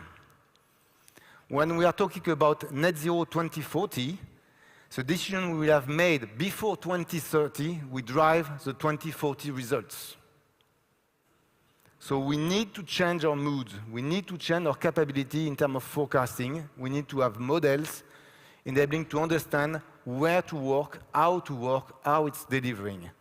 Once we have done all this, we must ensure appropriation by top and middle management up to operational level. Scope 3, Scope 1, Scope 2, Scope 3 must be part of everyone's minds. The good news is that in Europe, in many countries today, our employees are really keen to understand this. But sometimes there is some wrong idea running around, like, oh, solar panel, it's all made in China, it's very bad for Scope 3. Don't do solar. Right? Wrong. We need to be able to have explanation, to put facts on the table, to help everyone understand what is the good solution on Scope 1, plus 2, plus 3. Based on all this experience on our Engage 2025 plan, what have we been able to achieve? On Engage 2025, we have committed to reduce our Scope 1 and Scope 2 perimeter by 30% in 2025 compared to 2015. As of today, end of 2022, we have delivered nearly 21% reduction. Good, on track, can do better, but not bad. This is how I will comment it. But now, we have announced a new plan, Lead the Future, on which we have taken new objective for 2030. And the new objective for 2030 will allow us to deliver our net zero 2040. This new objective is to reduce our whole CO2 emission, Scope 1, plus 2, plus 3, by 45% in 2030 compared to 2020. So, as a summary, in Orange, we have a strong roadmap on energy and carbon and cost of energy. For this, we are on the triple less strategy. The first, less usage, because the most efficient energy is the one you don't use. The second, less cost, because at the end, we have a company, we have a bottom line to sustain. And we will not do anything if we don't achieve on less cost. And the last, less carbon, because we have a purpose, because we are a member of the world, we are living on Earth, it's our role to deliver on the net zero roadmap. In order to do this, we have to understand that energy is a transversal challenge, which needs transversal management, a consistency approach, and a specific governance. If you take it as a technical challenge only, it doesn't work. As a financial challenge only, it's only partial work. Or as a CSR challenge only, the CEO and CFO will not support, and so on. For this, cost and carbon objective cannot be separated. And it's a good news, in fact, because we have demonstrated that when you deliver on one, you do deliver on the other also, if you think as the two of them together. Our next challenge is really Scope 3. And for this, we need the whole telco environment, including TowerCo, ESCO, telco supplier, to be also on board on the road to net zero. We must share the same objective, maybe with a different rate, a different target date, but we must be on the same global objective. And we must work together so we can exchange data about carbon footprint in an efficient way in order to support both our responsibility but also our reporting responsibility. And you know that in Europe, in US, the official reporting responsibility on carbon will be every day more important and more strict. So we need to work together on it. Thank you very much for your attention.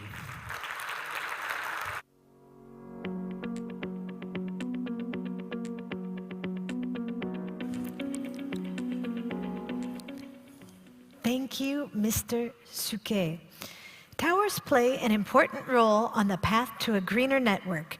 Please welcome Mr. Anastasios Koumparos, Head of Energy Management, Vantage Towers, to deliver his speech of Towers for a Greener Future.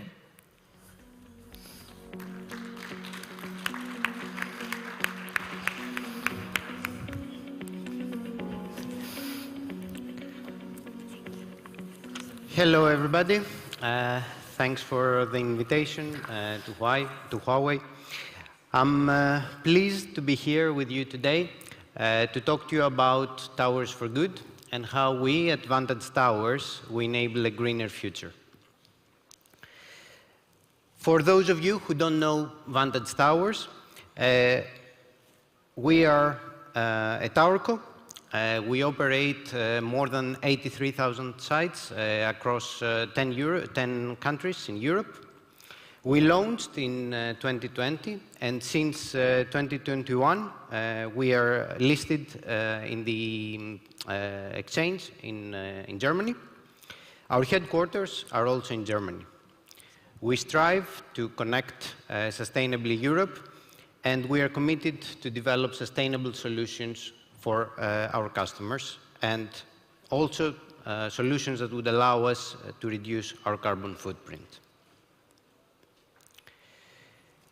So I guess energy is a hot topic, and I think all the previous speakers highlighted the why. We are all here because climate change is happening, and we see the impact of it around us. One example close to our headquarters is the floods that happened in the Ahr Valley in 2021. These extreme events are happening more often, and that's the sign that something is not working. Also, we see price signals in the markets. So very recently, the carbon price exceeded 100 euros in the European trading system. So we need to do more. Therefore, Vantage has developed a robust sustainability strategy, and one of the key pillars of our strategy is around the enablement of a greener world and a greener future. We have 3 specific targets related to energy that I would like to share with you. The first one is about the procurement of 100% of electricity for all our grid-connected sites. The second one, it's about the reuse, the resale, or the recycle of all the passive network equipment that we have in our sites. And the last one is our commitment for the net zero, to achieve net zero by 2040. So more specifically now, diving into the energy and what we do in that space. So I would like to share with you what are the key pillars of our strategy that will help us to get to our net zero target. The first one is around digitalizing our infrastructure. We need to monitor what's happening on our sites, and that's how we can optimize them. Secondly, we want to improve energy efficiency. So monitoring allows to identify where the opportunities might be and then take the appropriate actions. The third one is that, of course, we will be using energy at the end of the day, so we need to ensure that the energy that we use comes from renewable sources. All that, to materialize, we need to underpin them by a strong governance process so that across all our markets we can deliver against our targets. So, going to the first pillar, it's about digitalizing the infrastructure. We are deploying IoT solutions that allows us to monitor and manage our passive equipment. This comes from a driver from our customers to ensure the cost assurance for them and for us, to make sure that the energy costs are under control. The second big benefit is about delivering operational efficiencies. By monitoring the sites, we identify how the assets are performing, and therefore we can take actions to change settings or to improve or to identify opportunities where we can take actions. Also, by creating that monitoring and management capability for our sites, we are, at the end of the day, be able to enrich the value offer that we offer to our customers. So adding new services that we can offer to them by tapping into that capability. What is key of these IoT solutions is that they're scalable, so that means we have under our operation thousands of sites, so any solution has to be able to scale in an efficient manner. And secondly, it allows us to create the foundations to develop more and more sustainability initiatives that we can drive by using our sites. By today, we have deployed more than 700 sites across 3 markets, and the rollout is ongoing. Second pillar, improve energy efficiency. So we measure, we monitor, we understand what's happening. The aim is we have a core KPI that we're tracking.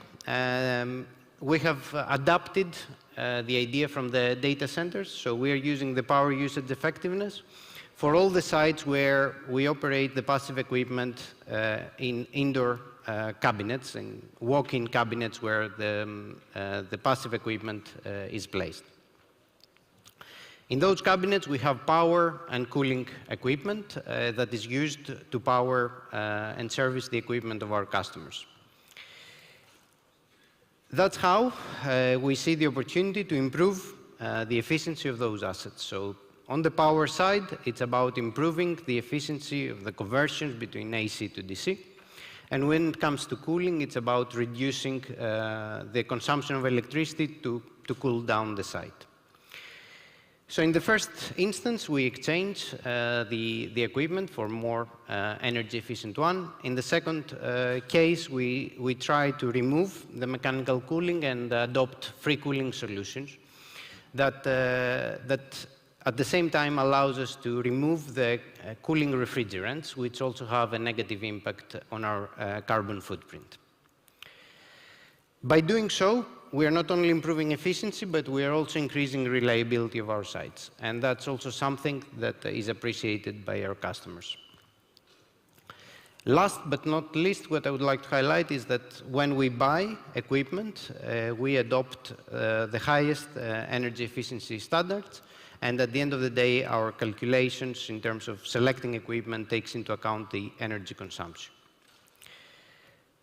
We have deployed hundreds of sites. We have upgraded the power and cooling systems already in our markets. And again, we have rollout plans that are underway at the moment to improve further the efficiency of those assets. The third pillar. The third pillar, it's about the use of renewable energy. I would like to make a distinction into 2 categories of sites. So we have the grid-connected sites, and we have the off-grid sites. The grid-connected sites, as I mentioned, what we do is we procure 100% renewable electricity from the grid. For those sites, however, there might be some backup services as well, which today are offered mainly by diesel. And of course, we have the off-grid sites, which again are powered by hybrid solutions mostly, which again use diesel in combination with solar and batteries. We have already achieved our target to procure 100% green electricity for our sites. And we're taking actions in terms of how we can accelerate the low-carbon solutions for both the backup solutions, but also the off-grid sites that need to be powered 24/7. And of course, at the end of the day, these are solutions that we can offer back to our customers to also help them in their own journey to the net zero. So I would like to walk you through a couple of examples on what we do on the renewable side of things. So we are piloting and working with the industry to develop wind and solar solutions. The challenge, of course, is reducing, at the end of the day, the carbon footprint of us and of our customers. For wind, we are having an extended pilot that is underway, which is about deploying micro wind turbines on our sites in 52 sites. And we are also doing extended pilots with solar system across our markets. What we are trying to achieve with our suppliers is to work together to mature these technologies and to minimize the operational costs for delivering these solutions, with the aim to increase the number of rollout of these solutions where it really makes sense. A second example that I would like to highlight is about the generation sets. So, as I explained, there are off-grid sites and backup solutions that are using diesel. So the question is what we are doing about that. So off-the-shelf solutions are not available, unfortunately. So again, here we are working with the industry, we're working with our suppliers and partners to identify and trial sustainable solutions. So in Germany, we have used a couple of energy containers, as we call them. You can see them in the pictures. So these contain fuel cell that is powered by hydrogen and also in combination with solar, and the second one with LPG. Also in Greece, we have trialed a biomethanol powered fuel cell, which is operating in hybrid mode with solar and batteries. Again, there is no, let's say, silver bullet today. Yes, indeed, the engine that is powered by hydrogen brings zero CO2 emissions. And also the other solutions that we are trialing, they are not zero carbon solutions, but they can achieve significant reductions. Both the biomethanol and also the LPG to lesser extent. However, all of those, they bring the added value that they don't have the risk of contaminating underground water and also the water in rivers.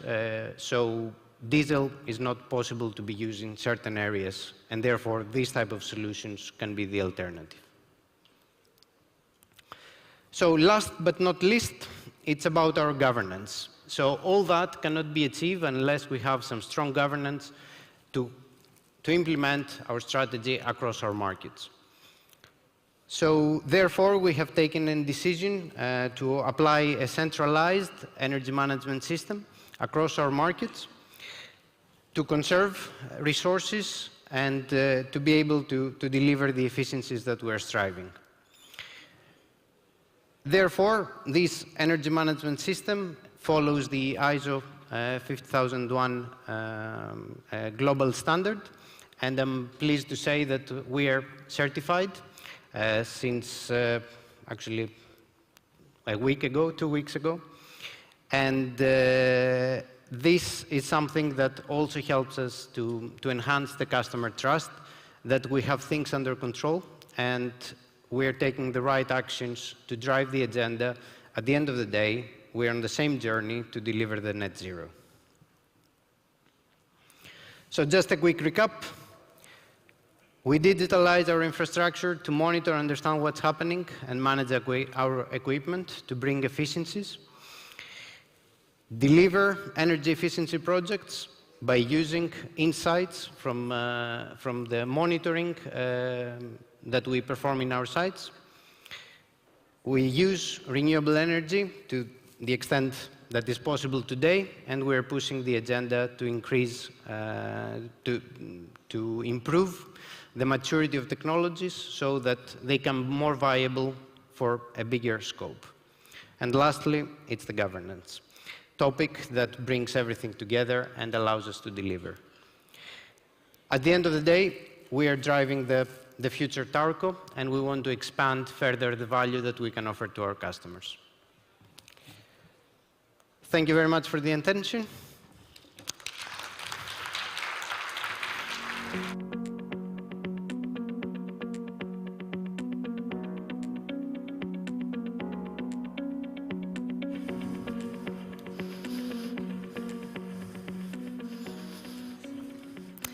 Thank you very much, Mr. Comparos, for sharing the actions that contribute to a greener future. Now, I am sure the audience is keen to know more about how we can build a green, efficient, and low-carbon network. Today, we are very pleased to have invited some global experts from the operator industry to discuss their insights of how operators play a role of not only energy consumers, but also energy producers and enablers. The host of the panel is Michel Fraisse, Global Vice President, Site Power Facility of Huawei Digital Power. And the panel members are Hervé Souquet, Orange Group Energy Vice President, Anastasios Comparos, Head of Energy Management Vantage, and Ariane Coulombe, Associate Director of CDP. Please, let's welcome our panel to the stage.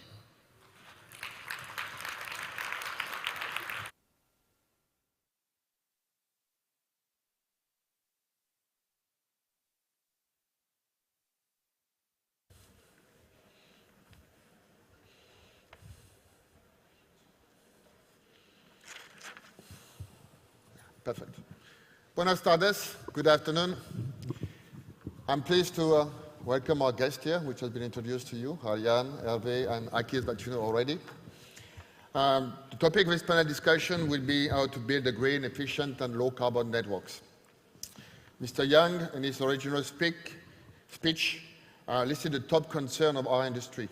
One is the pressure to reduce carbon emissions. The second is high electricity cost. The third one is limited revenue for growth. Mr. Yao Chuan gave us an overview of Huawei digital power solutions. Hervé from Orange and Akis give their view and plan and targets regarding low-carbon networks. We have prepared a few questions, but before starting asking questions, I will ask Ariane to give us a hint about what is CDP and why sustainability is important. Ariane? Thank you. Thank you so much. Great to be here. So, of course, I bring in a different perspective than my fellow panelists because I don't come from the operations side of things. But what I can do is try and center this conversation a little bit and maybe give a bit of information about why it's important that we're having it right now and also why it's important that we're having it in this room specifically.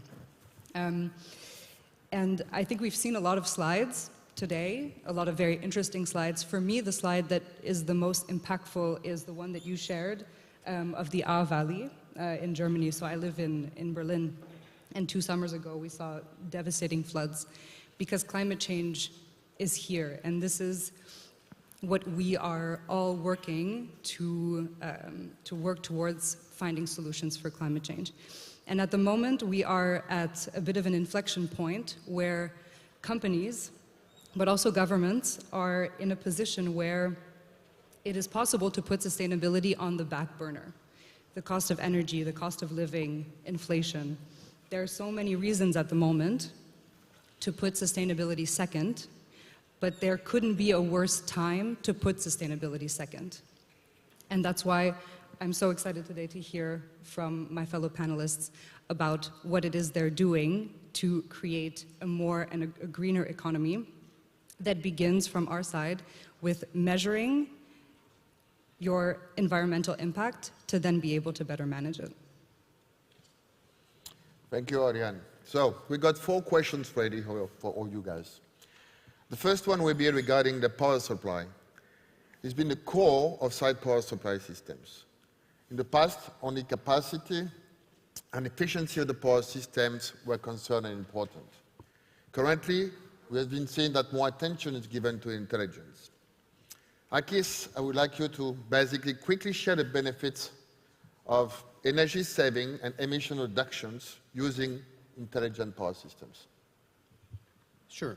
I think the first point about first you connect to that asset. By connecting to that asset, you understand what is the configuration of operation. So that means that you can check the configuration, you can check what's the operating mode, and then you can adjust it if it's not appropriate for the configuration of the site you have. So having that capability can bring improvements by adjusting, let's say, the system that you already have there into a more efficient mode. That's the first thing. The second thing is around the intelligence that's required, especially when you have batteries in your site. So when you have batteries in your site, then more intelligence is needed on how you use those batteries. So again, there are different tweaks you can make in order to optimize when you're consuming from the batteries and when you're charging your batteries. The third element is about the control that the power system can allow you to different type of loads. So for our customers, at least we're at Towerco, it's important that we are able to offer them some controllability, let's say, of what equipment they have switched on and what they have switched off. So that can bring more efficiency and more flexibility to optimize the consumption of the site. I would say these 3, and maybe a last one, not directly related to the power system, but to the cooling system, is exactly the same logic, that if you connect to the asset, you can understand the mode of operation, and you can tweak it to optimize it. Thank you very much. I think we can make everything visible, controllable, and manageable from a remote distance. This is quite important. Let's go to question number 2. And let's talk about how you guys, operators, can address the energy crisis and at the same time cope with carbon neutrality. I think we have been sharing quite a few things, but maybe Hervé, you want to add a bit on this one. Yes, thank you for the question. I think it's quite simple for us in Orange View. Our strategy is first to build reliable green energy capability through PPA. If we look at the size of our needs, only PPA can deliver on the right scale.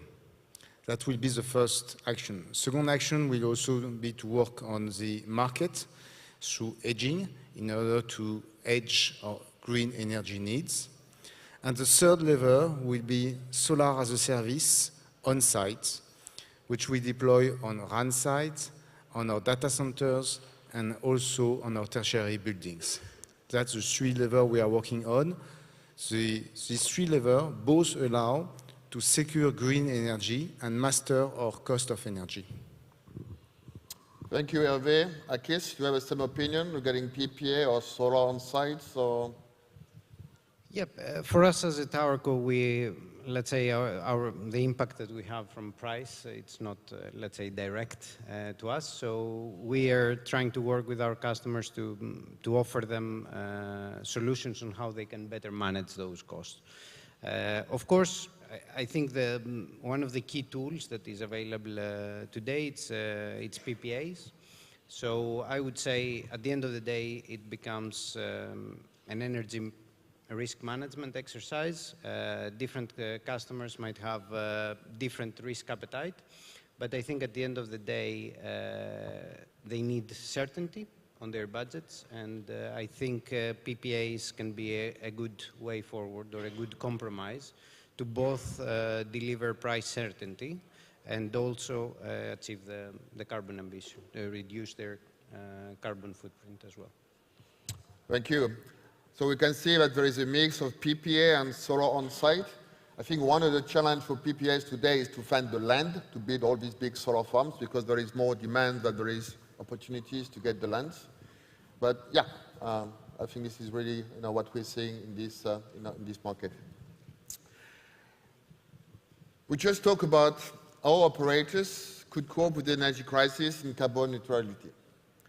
We can see that with the rapid development of renewable energies, we have new challenges coming up to the power grid.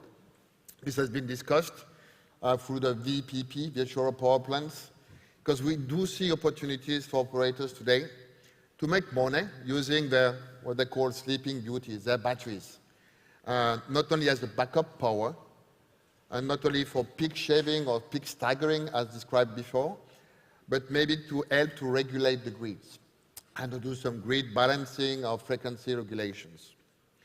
So this telecom site, could become virtual power plants. You saw in the news that Elisa got some fundings to deploy this in Finland to become an active player of the grid. And I would like to, know what are you thinking about this as, trends and opportunities. Maybe Hervé, you can start, and then Akis can follow. Yes, thank you. In fact, yes, when we start to think about our battery assets, and we are used to spend quite a lot in terms of batteries, and we also start to look at our resiliency challenge, we see that VPP can really be a solution to leverage this sunk cost if we don't do anything about it. But it's not so easy. In fact, for example, in France, we already have 20 megawatt-hour of solutions which are put in service and used for grid resiliency. This allowed us to learn about what is feasible, what is not feasible, what we can deliver with this kind of services. And what we have found, it's not so easy, because in most of the countries we are operating today, the market is not mature enough to allow for VPP operation. Not mature enough in terms of technical integration, API made available by the grid operators, enabling real automatic end-to-end integration for players like us, and also not mature enough in terms of revenue that we can generate from the grid services we are able to provide. It's coming. Indeed, Finland is a mature market, but Finland is more the exception in Europe than the general status. But we think that in the coming years, Finland will be still leading, but all the European countries, we hope, will have a mature market, electricity market, which will reach the same level of maturity than Finland for VPP. Last but not least, we must understand that we are a telco company. Our goal is not to become an energy company. Energy for us is needed to operate at a stable, predictable cost and in a reliable way. And that's all. And this is very important because we don't want to divert too much capex or too much resources into the energy business. We need energy. We are not an energy company. We are a telecom company. We are focusing on our customer and the quality of services on telco services we are delivering to our customer. Last but not least, in this work, we must rightly balance on the amount of capex, amount of human resources and knowledge we put on the energy activity.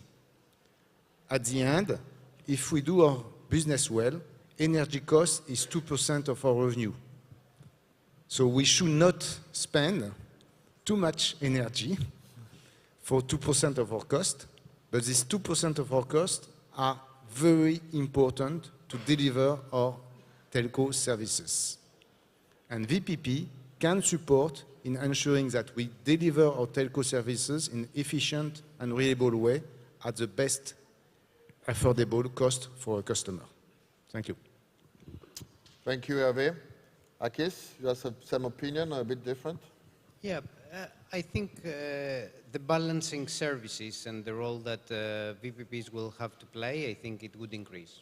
So we can start with that. So the intermittency of renewables creates more demand for balancing type of services. I think that's a clear industry trend. The question is, what is the financial reward for those that are offering that services? So indeed, in Finland, the reward seems to be quite high compared to other markets, and probably that allowed such a move from a telecom operator there. I think it remains to be seen what the trajectory in other markets would be and what the price signal for those type of services. Looking at it from, let's say, an implementation perspective, I would say that there are two key things that need to be in place, at least so that this could become something bigger. The first one is about the revenue certainty. So in order to invest in something, there has to be some revenue certainty over the years. So if you invest in batteries, you expect to have some revenue streams that you can predict with high confidence. So having long-term balancing contracts that can underpin that investment, I think it's one factor. And the second factor, so that affects the revenue. And then on the cost side, I would say how we manage the challenge on making the operations cost efficient when we're talking about thousands of locations. And that's where the VPP technologies need to help us reduce the cost so that then the delta can become interesting for investing in that domain.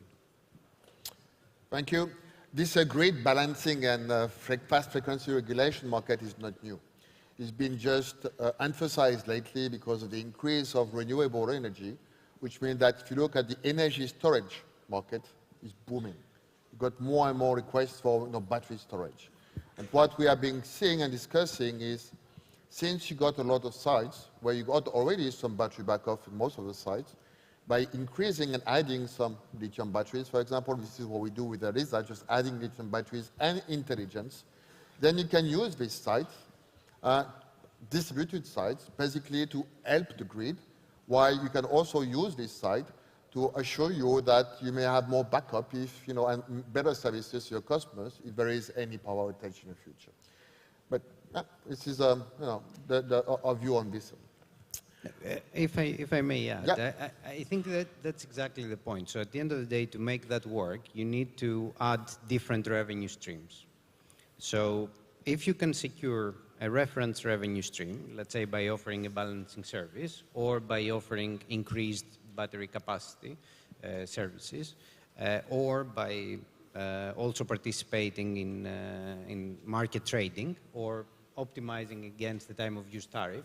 So it becomes a complex problem that allows you to optimize across different revenue streams to make it work. So I think, as I said, the need for balancing is there. The question is, because these are long-term investments, how you increase revenue security and how you can drive costs down. Fully agree. And I think the target here is a good negotiation skill with the grid companies and the intermediate, right? Last questions for you, Ariane. We have discussed the strategies and solutions for operators in the phase of 5G construction and carbon neutrality. How do you see operators evaluating whether the network today is good in terms of carbon emission or bad? And is there any international measurements or standards that we can use? I think if trying to differentiate between good carbon emissions and bad carbon emissions is not going to get us to net zero. So I don't think that that's necessarily the way that I would look at it. So maybe just to take a step back, next week, we will be sending out a letter to tens of thousands of companies on behalf of almost 800 investors, asking these companies to disclose their environmental impact. Because investors care about a company's environmental impact, shareholders care, consumers care. And so this is the first step that we're asking companies to really disclose, to be able to measure, to be able to better manage. And I think a word that's thrown around a lot recently is climate leadership, and what it actually means to be a sustainability leader. And in 2023, being a sustainability leader means understanding the environmental impact of your own operations, but then looking at the ecosystem in which you're operating in, looking at the entire industry, looking at your peers, looking at your suppliers, looking across your value chain, but also looking at your competitors, because when it comes to sustainability, we're not competing. You know, we can compete on a lot of things. We can compete when it comes to technology, but when it comes to achieving a net zero economy, we're not at odds with one another. And so it means looking at your entire value chain, and that's what it means to be a sustainable leader. And the first step in this is to actually be able to measure your impact to be able to better manage it. Thank you. Very inspiring and last answer to this, to this session. So I think it's time now to close. I see the time going down here. So to close this session, so a big thank you to our panelists. In order to face these energy and climate challenges, I think it's important to have a green and intelligent technical environments. And Huawei, of course, and digital power in particular, can help you to reach these targets. You got a lot of equipment displayed, so please stop by and ask a question if you want. If you please can stop there. Now I would like all of you to give a big applause to the fantastic panelists right here.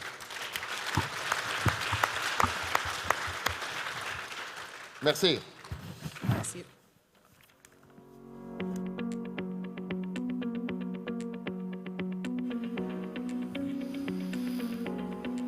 You tell me?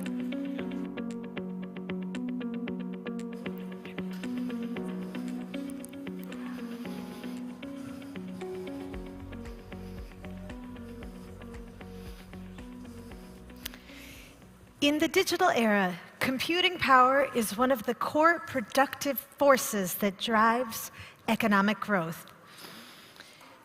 In the context of carbon neutrality, data centers are facing broad development opportunities as well as challenges. To find out how Huawei is implementing green solutions in data centers, let's welcome President of Data Center Facility and Critical Power Business Unit of Huawei Digital Power, Sun Xiaofeng.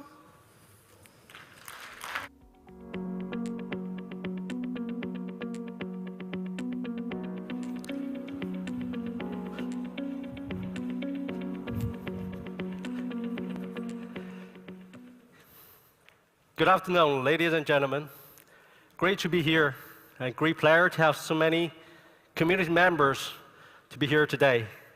I would like to take you a few minutes today to share with you the idea of future-oriented data center from Huawei and some of our key solutions. I believe we'll share the common understanding that the data and computing power are the main driving force for our data center business. Both of them are growing at a compound annual growth rate about 30%, even though only 2% of the data are stored, and less than 10% of the data stored are used. So I think we should be reasonably confident about the future of data center business.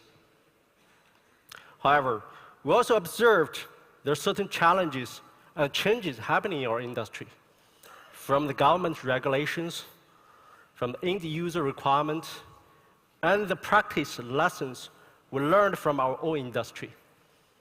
So which we believe there are 4 factors are quite essential for us to consider the future-proof data center. The first one is carbon neutrality. the PUE, the green energy adaptation, the heat reuse, etc. It's not only a matter of profitability or social responsibility. In many cases, it's becoming very critical for us to acquire a customer, or very important for us to get permission from the government. Another factor is about the business agility. It took TikTok 9 months to acquire 100 million users. It took ChatGPT 3 months only to reach 100 million users. But in many cases, we need to take 18 to 24 months to build up a data center. So how can we keep up the pace with the service requirement? That's a challenge, and that's also opportunity. The third one is operation, maintenance, efficiency. The data center is moving from 100 racks to 1,000 racks to tens of thousands of racks. It's moving from a single building to a data center campus. But we are lack of qualified data center operation maintenance personnel by more than 50%. And last but not least is the service availability. Any single incident happening in a data center might cause millions of people's life interrupted. So that is the foundation for our data center business skyscraper. So keep all these factors in mind. From Huawei side, we believe for future-proof data center, we must have 4 key pillars. We summarize that into GSSR. G stands for green. By green, we mean we try to maximize the efficiency of energy and space utilization. We try to minimize the environment impact from the carbon footprint point of view.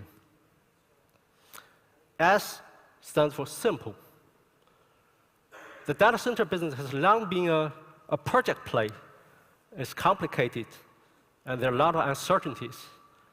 So what we want to do is whether we are able to convert that project play into more of a product play, to make the deployment simple, to make the maintenance more of plug and play, simple maintenance.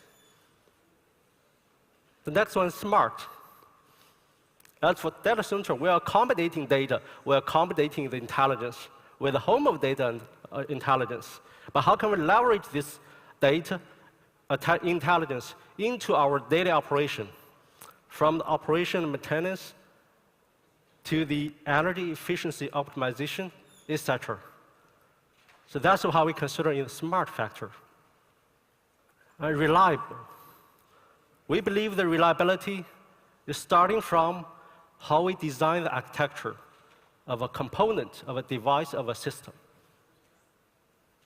And we believe the reliability comes from avoid the risk before it happens. So I will elaborate a little bit one by one. First, green. We want to save the energy by maximizing the efficiency of the power supply system and the cooling system. A typical power supply system is quite complicated. Take 2 megawatts, for example.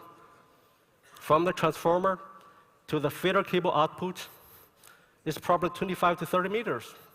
There's levels of conversion. There's loss. There's low efficiency components.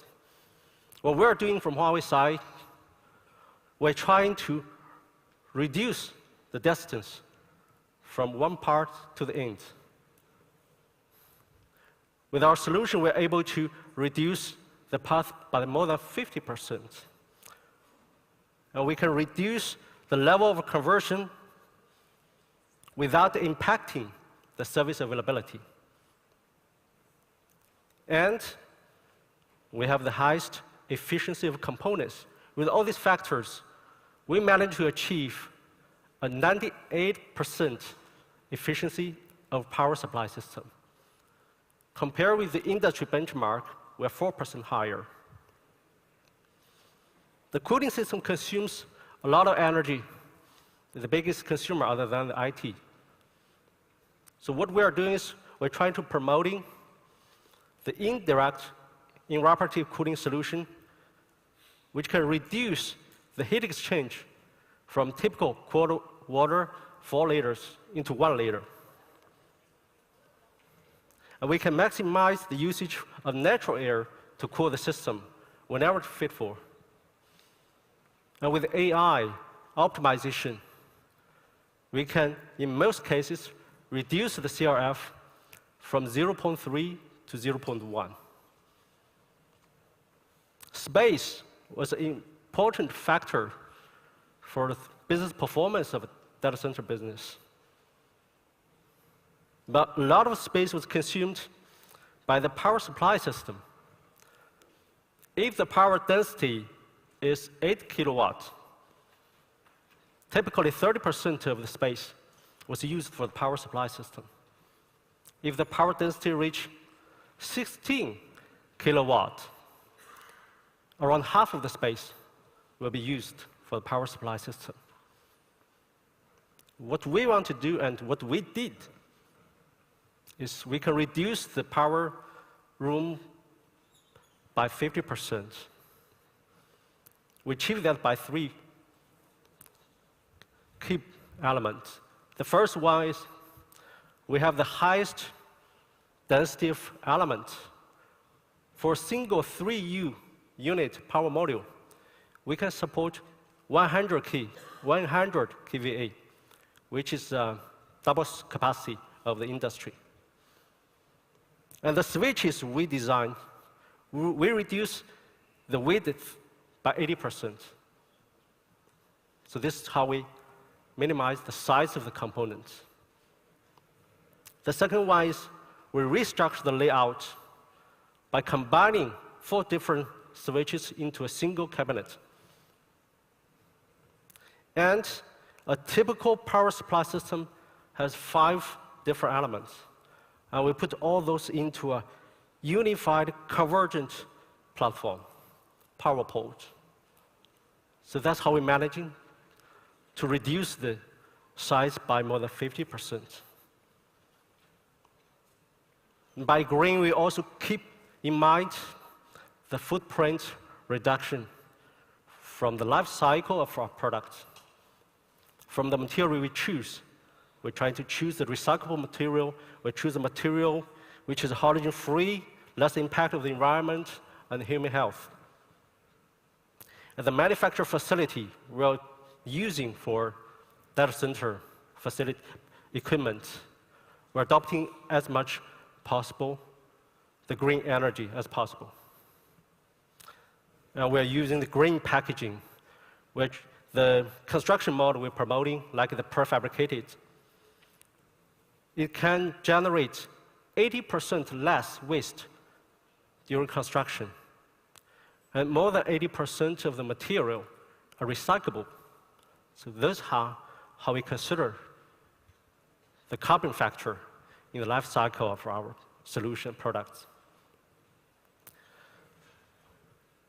For simple,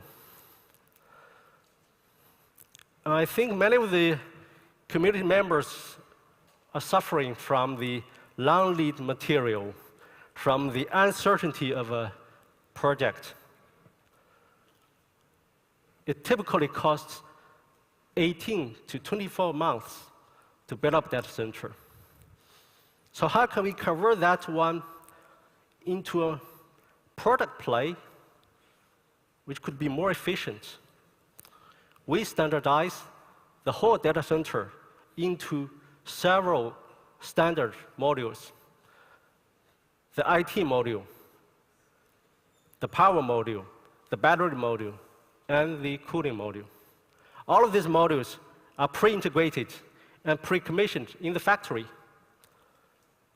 So we turn the construction work on site into more of an assembly on site. It took us 5.5 days in UAE to assemble 100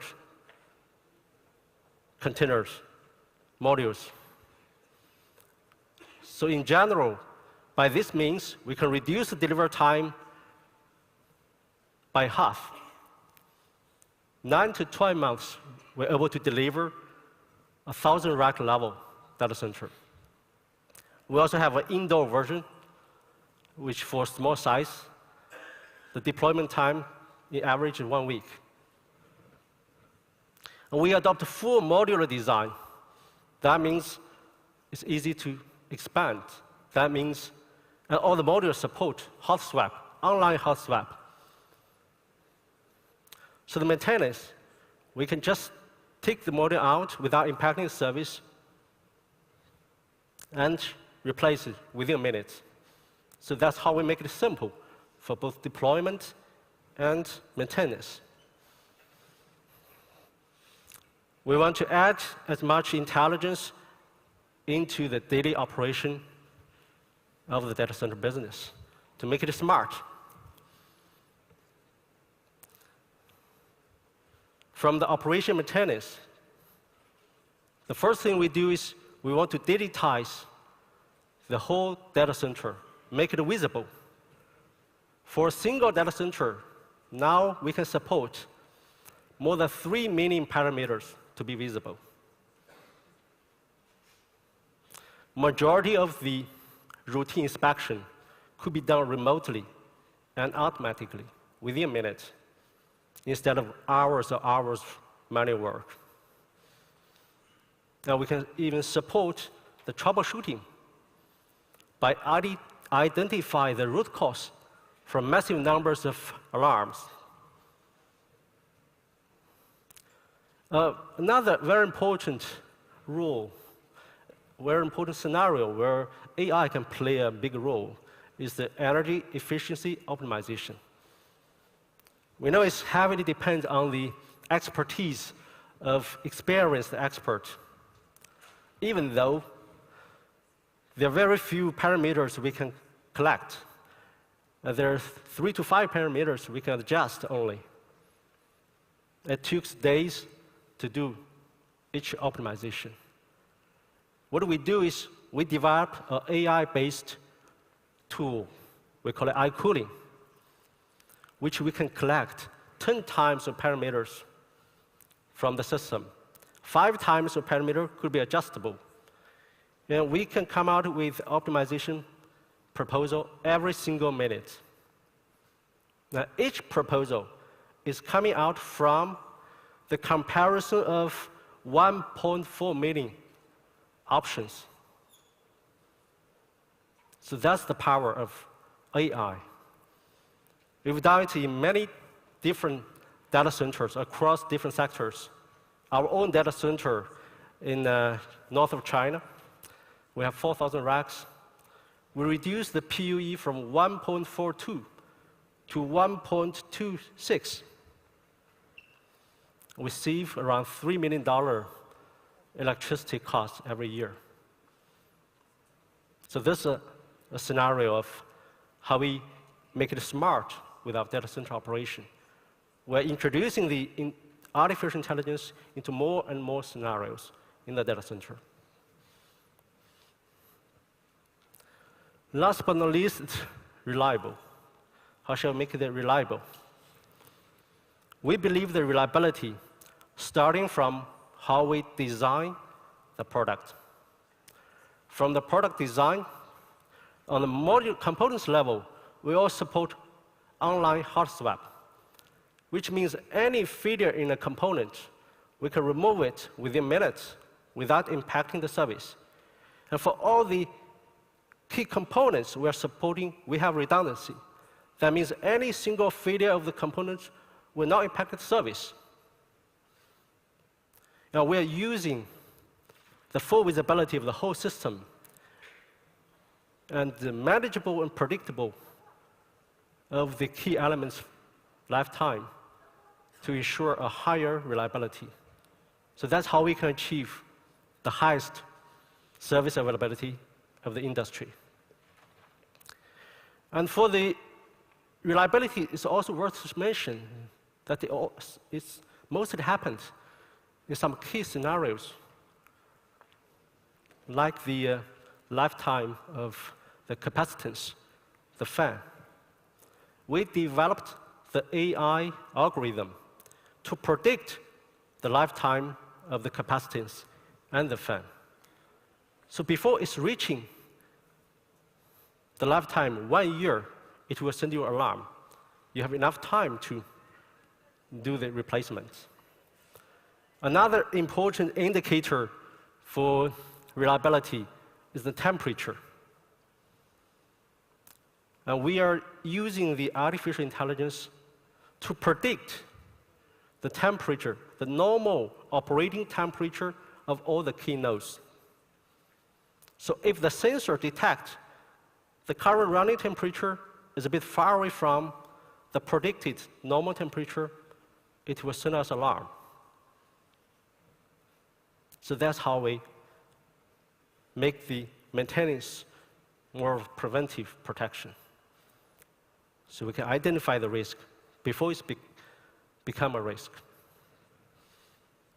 So those are the key pillars we keep in mind into our product development, into our solutions development. So those are our product family. Our products covers the large data center, including the power supply system, cooling system, and integrated, prefabricated data center. But we also have the small medium data center for different verticals, from the indoor version, outdoor version. And we have the critical power elements for manufacture, for transportation, etc., and lithium battery as well. So I think I will share a little bit about some key components. The first one is a power supply system. I explain a little bit the benefit and the unique advantage what we have. So here it is. We have two versions. One is for indoor, the other one is for outdoor. For 2.5 megawatts capacity, we just use less than 10 meters system we can accommodate, we can support. Other than the footprint, power saving, as I mentioned, the delivery time can be reduced from 2 months to 2 weeks. There's 0 cable in it. In a typical system, we have at least 180 cables. A lot of time was consumed there. And we introduced more than 150 sensors detect the temperature. And the key elements in this system are predictable. We're able to predict the lifetime, the temperature, as I said, all applied in this solution. The next one is regarding the cooling system. We have two options. One option is for low temperature area, indirect evaporative cooling solution. We call it EHU. Another option is more widely could be adopted, fan wall. Both of them are featuring high efficiency, intelligent, simple operation maintenance. Behind that, I think it's worth to mention that there's some key unique technologies and components which enable us to be advanced. We're using our own designed heat exchanger, polymer heat exchanger. So that can lower down the requirement of water quality, and save 30% of the water compared with the typical AHU solution. Now we re-engineer, redesign the fan for the fan wall. In the industry, there are only two options typically to get the fan for the data center fan wall. But unfortunately, both these two companies are not specialized in data center. So what we do is we re-engineer the whole system. The fan itself, the air volume, increased by 45% in the data center scenario. Another factor is we found that 90% of the failure happening in the fan is caused from the driver. But in the industry, all the fans, the driver and the fan are coupled, are binding together. So it takes lots of time and very heavy, to be honest, to replace the fan whenever there's a failure happens. So we decouple it. We decouple the driver and the fan. So if there's a failure happening with the driver, it takes minutes to change it without changing the fan. Another feature worth mentioning is our cooling solution we are supporting. We have embedded power supply, which you don't need an actual UPS to power the cooling solution. The next one is about the prefabricated data center. The first one is outdoor version. We're supporting, we deploy hundreds of megawatts in different regions. A typical time is 9 to 12 months to deliver. And it supports 8 intensity seismic. So this is one version for outdoor. We also have indoor version, which can support 1 cabinet up to 48 cabinets. And to reduce the power consumption by have the highest PUE. The delivery time could be shortened from 1 month to a week. And those are the integrated data center solution. That summarizes my main topic today. I think what we believe the future-proof data center should be green, simple, smart, reliable. So we are very happy and very willing to work together with all our customers, partners, with our innovative solution and reliable service to power the green future together. Thank you.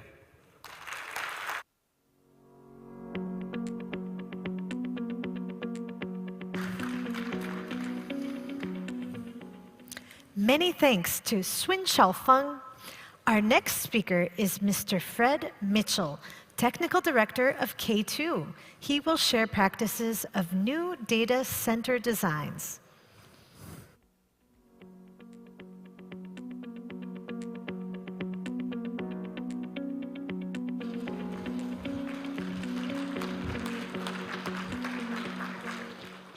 Afternoon, everybody. Thank you for your patience, and hopefully this won't take too long. So yeah, my name's Fred Mitchell. I'm Technical Manager at K2. So this presentation, we're just going to give you a brief overview of our company and also just a little bit of details of how we're using some of the information and products that we've seen today in our facilities and our design. So K2 was founded in 2018 as a new venture of the Cork Group. This is a Singapore-based business. We are a data center owner and operator. We take everything from the land purchase, construction, design, all the way through to operations.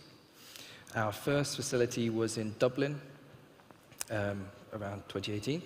And we have now got multiple sites within the Dublin area completed and handed over, operating, as well as some in-flight projects that we're dealing with in design and construction as we speak. We also are expanding through Asia, specifically Indonesia and Malaysia, with future projects planned across Asia and Europe. We have comprised of 2 main entities from the design and delivery and operation point of view. The first being the critical delivery.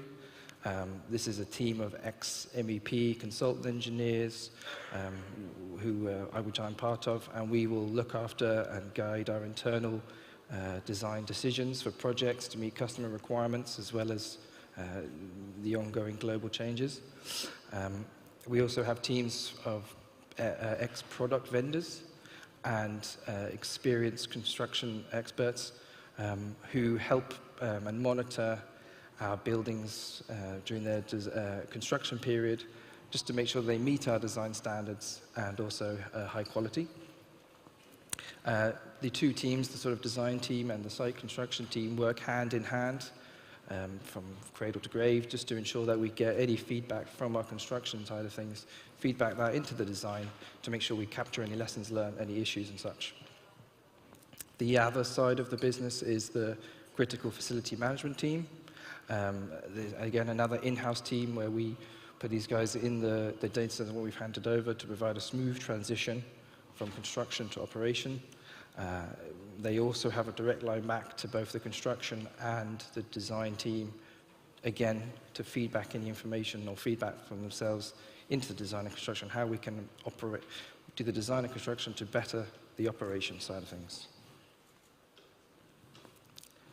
Just to give you a brief overview of our Dublin facility, this is our second build, but our first iteration of our standardized design. The whole idea behind it is to utilize the products that are available on the market, to leverage that modularity, but also take that a step further into construction. So we like to think we do modular equipment, but we also have modular construction. So what we do here is we put all of our critical equipment externally in various different enclosures. So that's all of the MV switchgear, the generators, transformers, and all the LV equipment. So that's the switchgear, UPS, batteries, and all the other bits and pieces that go along with that. What this allows us to do is build in parallel, so we can focus on critical infrastructure at the same time as building our main buildings. Taking away that dependency on the building just allows us to get our critical equipment up and running and commissioned and tested as quickly as possible. All of this prefabbed containerized equipment is obviously manufactured off-site and tested off-site. So that just allows us to mitigate against any unknowns that might arise during testing and commissioning. It's a general help. This parallel workstream also increases or decreases, in fact, our construction period without compromising on quality or health and safety. We extend that modularity and off-site construction into the data halls themselves with our cooling, which we'll touch on in a minute. Again, prefab off-site, a lot of testing off-site. It just reduces the amount of construction time and errors during construction. Just to touch on that, so a lot of these advantages that we see from prefabricated equipment also leads to faster installation. So we can install, and have done so, install 30 of the IEC cooling units a week, which is equivalent of a single data hall. So within a month period, we can fit out the entire cooling system for a 16 megawatt data center. So here on the site, we consist of two main buildings called 2 and 3. So at the moment, we're just focusing on building 2, the south building. Each of these buildings has 8 data halls at 4 megawatt capacity each. So the south building is a 32 megawatt facility, which is now complete and handed over. And just again, due to our modular construction, we were able to allow early access to our customers, even during our level 4 and level 5 testing, which was greatly appreciated by them, even though it brought a certain number of challenges and coordination and such. One of the points just to raise here is that a lot of this construction's happened over the last few years during the COVID-19 outbreak and all the restrictions that brought, and I believe that our construction approach really allowed us to mitigate that and meet our original design delivery deadlines. Another point to touch on here, a big talking point today, is PUE. So obviously IT capacity is critical to us as a business, but also to our customers. But PUE is just as equally important to ourselves and a big driving force from our customers, whereby they will set us a challenge of lowering our own expectations of what we can achieve. So it's a two-way communication on that. So I think we just briefly touched on it on the previous slide about the power pods. It's a key component of our infrastructure. Having it manufactured off-site, again, as I said, decreases construction and commissioning time. When you compare it to a traditional stick-built plant room, that requires to be built, be watertight, before any of the main equipment could be installed. You could look at skid solutions as well, but they bring their own logistical issues due to the size and such of those solutions. Further to that, even when you've got a building up, you may need a secondary cooling system, which may rely on another electrical system. So there's a lot of interconnected work streams to get an internal stick-build plant room up and running quickly. So the PowerPod solution is a containerized box which has everything we need: ring main unit, transformer, switchgear, UPS, battery, fire alarm, suppression, and the cooling to go with it, all manufactured off-site. We go to factory, we can test it. We know it's going to work when it gets to site. All we have to do is plug it in and crack on with our testing. Another one of the key points or advantages of this PowerPod solution is leveraging, obviously, the well-established lithium-ion batteries. In my time, I've seen the change in battery technology and the space savings it brings, as well as environmental conditions that we can work with. So we can now shrink everything down into a single enclosure.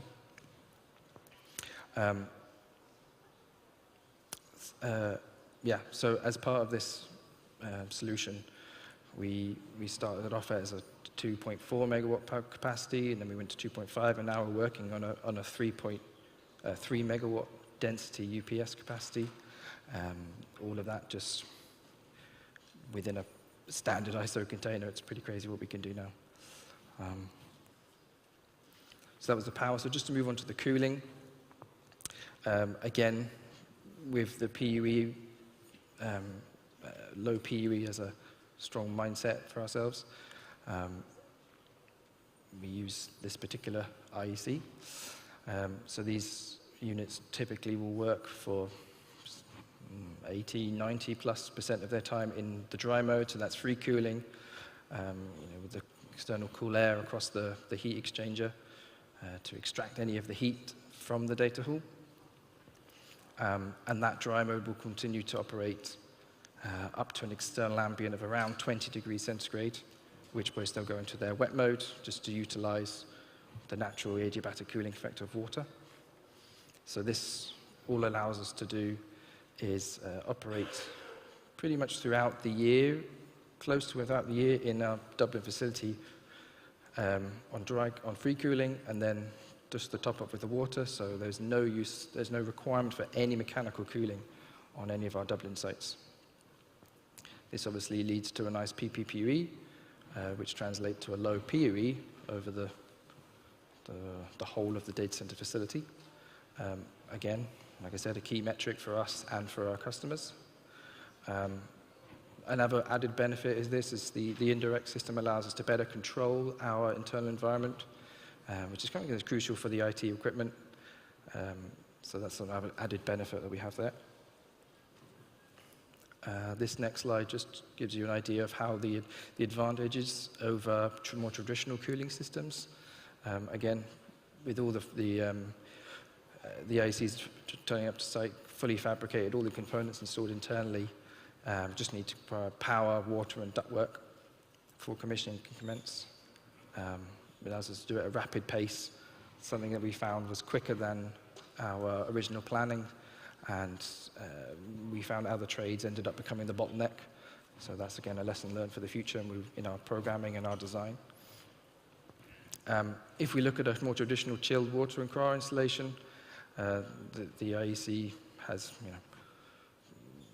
many advantages over complexity and, more correctly, simplicity, as well as less components to install and maintain, and general positives there. Finally, we can just see how we have specifically utilized the cooling units on our facility. So rather than the sort of side blowing, I don't know what you call it, we position the ICs above the data halls as per that section. This is the optimal position for a single-story data center, just to maximize the land, maximize the land for the IT white space, really.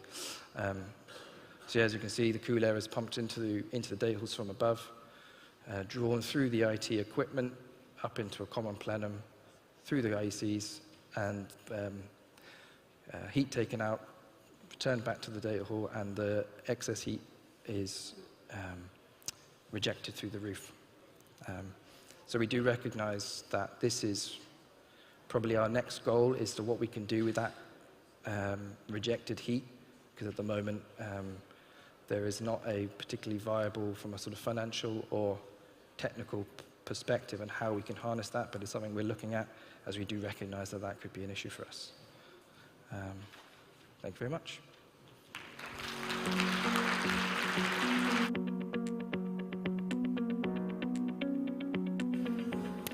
Thank you, Mr. Mitchell. Please welcome Mr. Seppo Ihalainen, CEO, Vern Global Finland, to share their practices and thoughts on future data centers.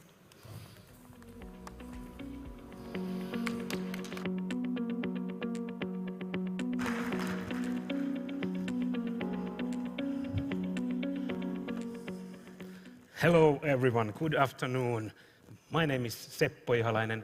I'm the CEO and the co-founder at Vern Global Finland, previously known as Ficolo Limited.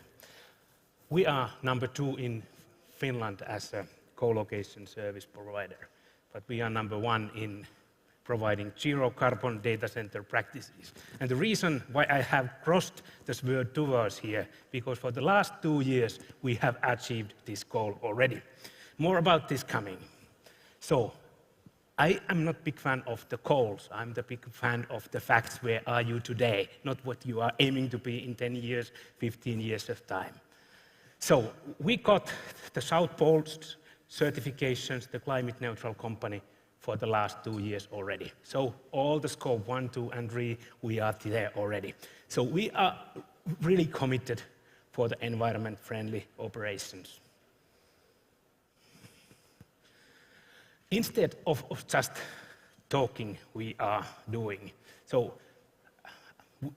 as a kind of hyperscale level co-location company, we were the first one in Nordics who really get the certification. There are a number of forums or associations or other aiming to be climate-free, climate neutral in the future, but this is something where we are today. Our aim is to be carbon negative. It's not enough to be a climate neutral. You need to be able to do something to create positive handprint instead of creating negative footprint. And these are our next steps. For the last year, to the early 2021, we have already reused our heat. The energy what we are using is collected and sold to the district heating company, and this also helps our customers to help our customers reach their own carbon neutral standards. Our journey to the climate neutral has been kind of really systematic. First of all, since the beginning, from the day one, we use only green energy. We use the wind power 100% until the early 2021 when we introduced our own solar power plant on top of the Pori, the Rock data center. You will see the short video later, and when the drone flies over the data center, you can see our underground data center from above where we have our own solar power plant. Site optimization is important, and this is something where Huawei has introduced new tools, AI solutions to help us and similar companies to optimize their power and cooling efficiency. Recycling the waste. I will talk about recycling the power or recycling the energy later. But the monitoring, supply chain standard, heat reuse is extremely important. And we have also been part of the different initiatives, and one of the products or the deliverables what we have the journey to the climate neutral guide, which could help other companies as well. Please use the QR code to download this document. In technical wise, one of the important components is, of course, the UPS. We have been using the Huawei solutions, especially in our new data centers, but then we have optimized our old data centers. Also, we have replaced the other UPS for the modular UPS. And also, we are aiming to use those super ECO eco-standard mode in the near future. Much better power efficiency, space saving in battery rooms, etc. Actually, it's quite funny when we designed our new data center. The battery room is quite big, and there are a couple of racks for lithium batteries, so it's really important there. And the fact, what I mentioned, is that everybody at the homes, companies, policies, governances, whatever, they speak about recycling, but nobody really speaks about recycling the green energy. We cannot recycle the power, but we can recycle the energy. And the data center industry is one of the kind of rare industries where you can do that. Of course, you need to have someone to use your energy. In our case, you will see the video next slide also, that in our case, we use the cold air from the Nordics, and we use that for cooling the data centers. But of course, we use so much power to energy there which generates the more heat. We need to be able to do something for that. And we are using the heat pumps to prime the energy we used, and then we are selling to the district heater.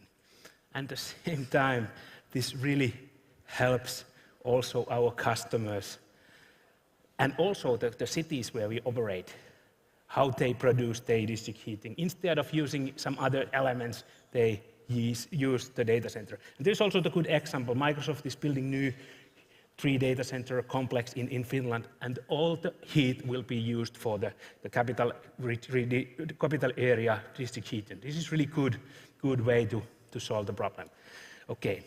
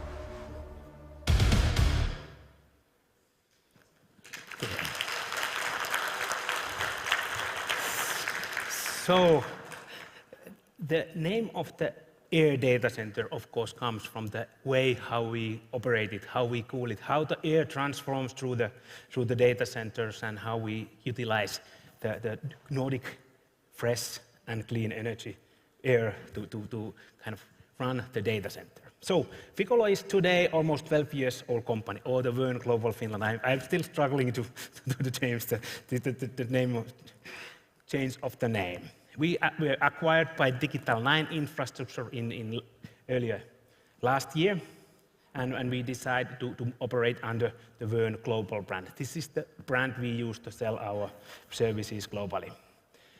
For Verne Global Finland, we have 2 offices in Helsinki and the city of Pori, west coast of Finland, and as I mentioned, but repeating myself, 100% green energy from the beginning, wind power, own solar power plant, and heat reuse.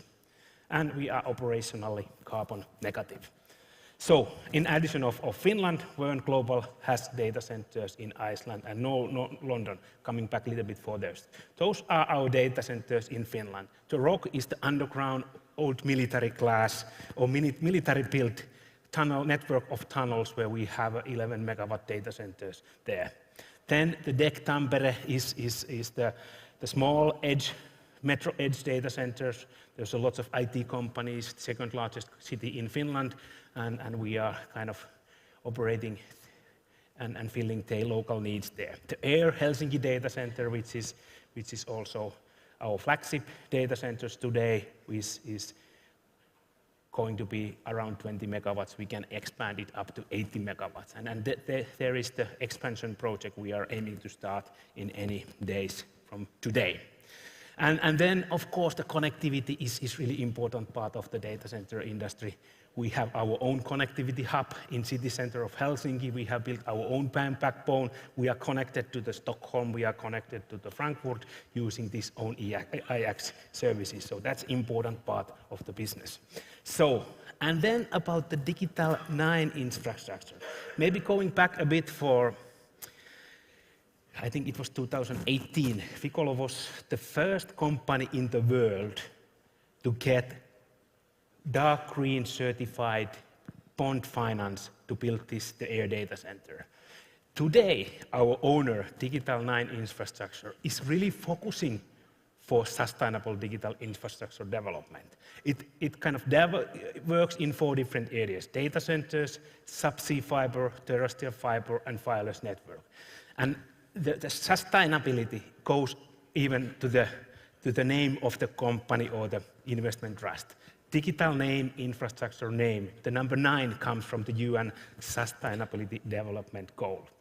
And as a reminder, in addition of those data centers in Finland, we do lots of high-performance computing in Iceland, and we have one of the most highly connected data centers in the city center of London. So that's about the Verne Global Finland, our sustainability goals, and thanks for Huawei opportunity to be here today.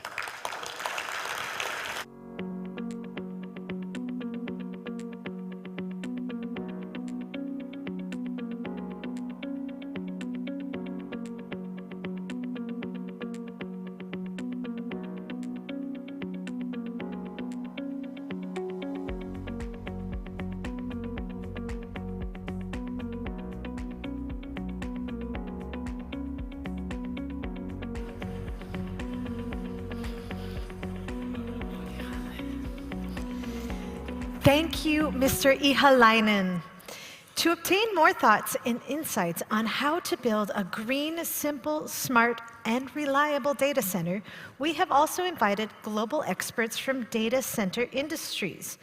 Now it's time to listen to an interesting panel discussion from experts in the field. The host of the panel is Sanjay Kumar Sainani, Senior Vice President and CTO, Global Data Center Business, Huawei Digital Power. And the panel members are Roger Seuss, CEO of Green DC Switzerland, Ed Ansett, Chairman of i3 Solutions Group, Damien Gaynor, CMO of Echelon, Andreas Herden, SVP Sales Germany and Continental Europe, Green Mountain. Ladies and gentlemen, let's welcome this panel.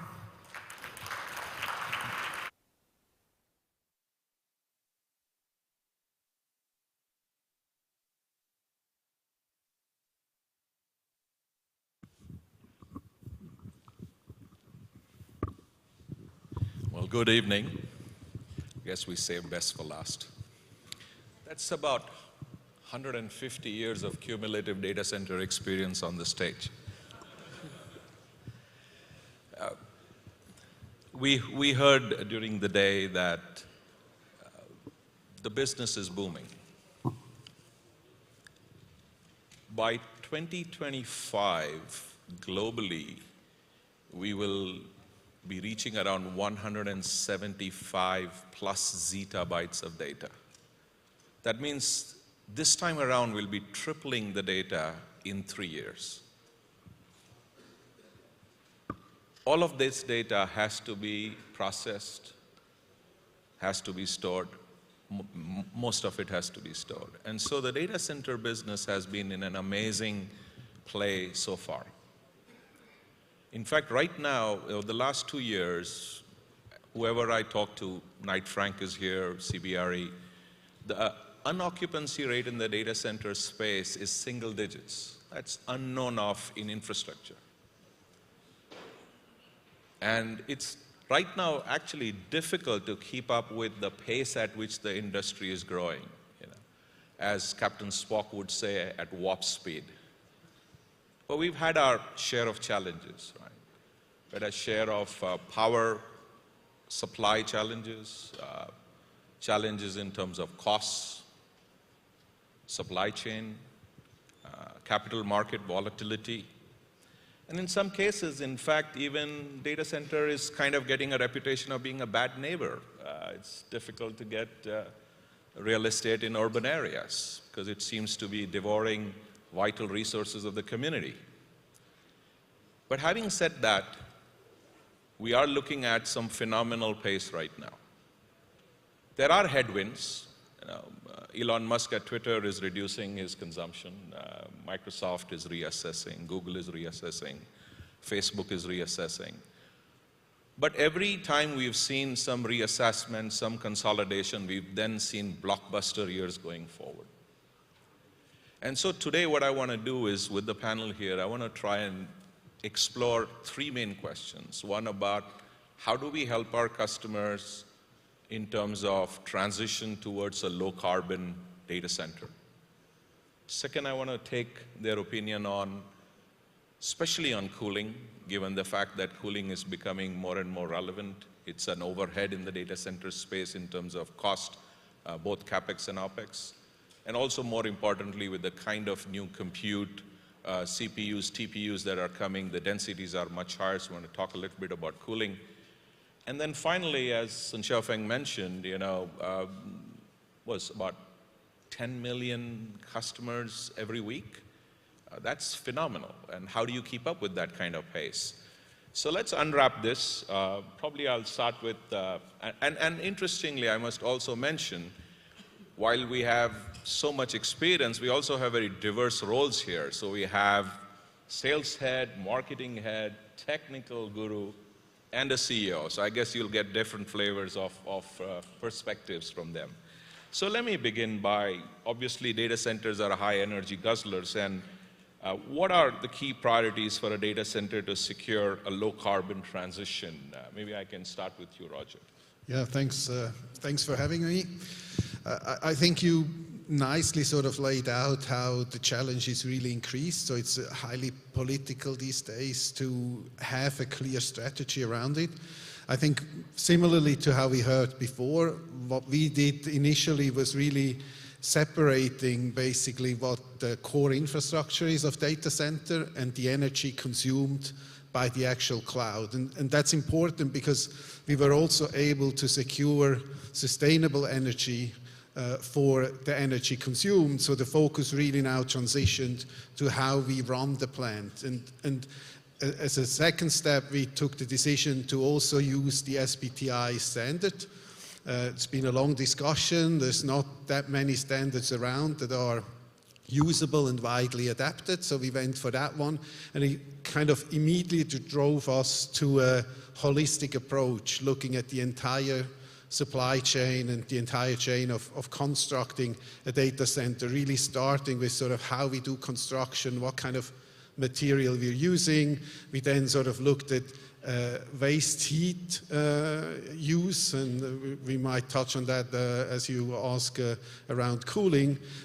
Cooling also optimizing in the ways of how we use 3D modeling techniques to sort of understand airflows, down to actually pushing as much as we can towards recooling. And PV also came up before, so in that holistic approach, we actually looked at how could we use PV elements, but not in the classic way where you put the energy back to the system, but actually using it within the model, directly helping your PUE. and also sort of making sure that we have as little losses as possible. And so as we go through the components, we always consider three factors, you know, how efficient is the component in actual running mode, how effective and carbon low it got produced, and then also thirdly, sort of, can it actually work in a life cycle? So thinking about later recycling of the component as well. Absolutely. Well, Ed, Sun Xiaofeng mentioned in his brief that it all begins with a reliable, sustainable architecture. Can you share with us how does one go about with the architecture for a truly low-carbon, sustainable data center? So, actually, reliability is still front and center, the single most important thing in the data center industry. It is more important as far as the data center community is concerned than sustainability, but sustainability is incredibly important.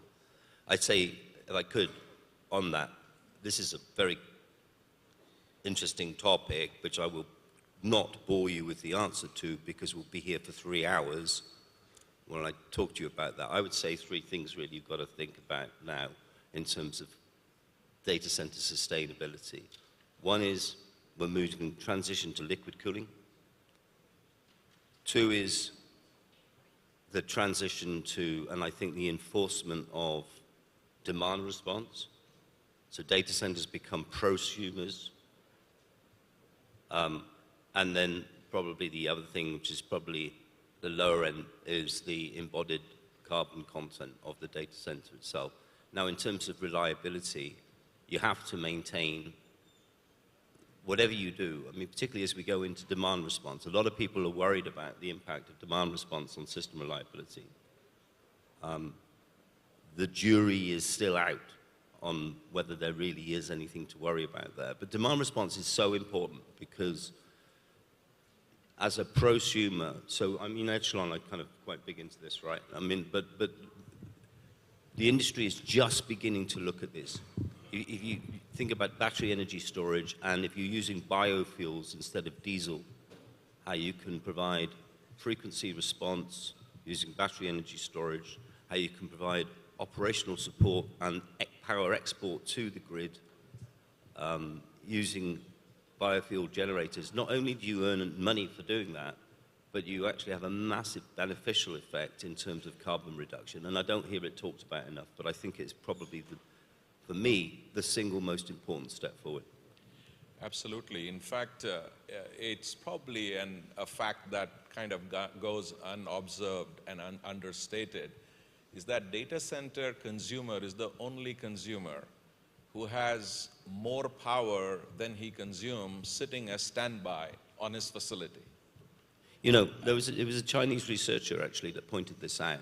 It said in a paper that when utilities and governments wake up to the fact that data centers are inherent distributed energy resources, absolutely, when they wake up to that, they will realize that they're sitting on billions and billions of untapped revenue and massive carbon benefits as well. So that's why I'm very adamant about how important demand response is. Absolutely. If the whole world had 10 gigawatt of data centers right now, there is probably 15 gigawatt of generators sitting idle with 24, 48, 72 hours worth of fuel capacity. So there's immense amount of reserve power sitting idle, and one needs to find a way. Damien, obviously, there is all ESG play, there is a reporting play, it's all about sustainability, low carbon. Echelon is moving into this hot market with massive, delivery coming in very quickly. How do you see as a CMO in terms of helping your customers relate to your data center in terms of low carbon? So in Echelon, we've taken a point of view that when we analyzed the market, we could see this compound annual growth from, let's say, the hyperscalers, the big cloud, all above 20% per annum.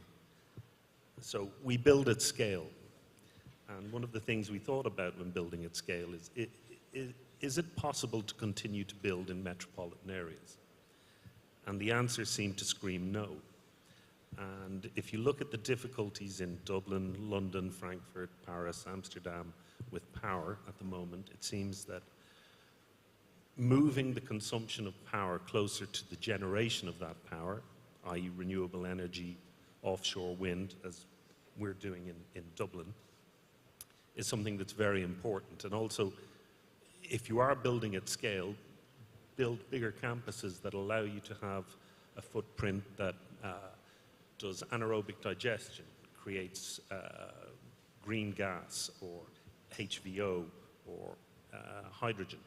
So actually, when you look at a campus design, taking that into account so that the future campuses will all have sustainability in mind, including recycling centers for the kid in the white space.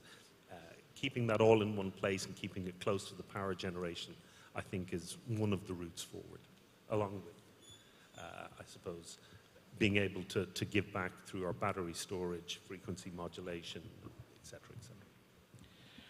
Andreas, at Green Mountain, you obviously have major hyperscalers, big boys as your customers. How do you see their demands have transitioned, especially when they are now reporting and are under pressure and are moving towards low carbon ICT? Yeah, generally we see three types of data centers. So these are the edge data centers, these are the core data centers, and these are, let's say, call them the communication data centers. So the last ones you typically find in the metros where more or less everybody wants to be. So we are seeing this, that we are helping customers from mainly Europe to start or to land in the metros. This is our strategy. And then bring them to Norway, in our case. So having said this, and you mentioned this, we have hyperscalers, we have big automotives in our environment. We are close to announce other big hyperscalers very, very soon. And the main demand or the main request we are getting is help us to connect in continental Europe and bring us in a carbon neutral, sustainable environment. So, okay, we are Norway, we have the advantage per se, we have 100% green power. So we can't avoid this. Everyone who's coming to Norway or going to the north has 100% green power. The rest, where we are helping and where we're helping to help the customers balances, is that we design our data centers from the beginning green.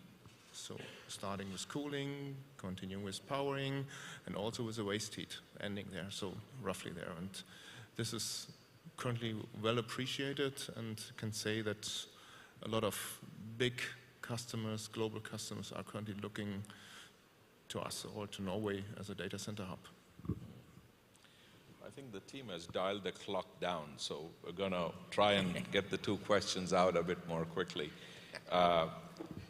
Obviously, energy costs have been very unpredictable. More importantly, they have risen. I was talking to my colleague from Denmark today or yesterday, and it was interesting to know that the cost of energy in Denmark at midnight for a few hours is less than 1 kroner, and moves up 1,000 times in the evening hours. So with that kind of unpredictability, hopefully it doesn't stay that bad. And given the fact that we talked about ChatGPT and we talked about GPU-based, HPC, machine learning, a lot of high-density stuff. Let me ask the question to you, Ed.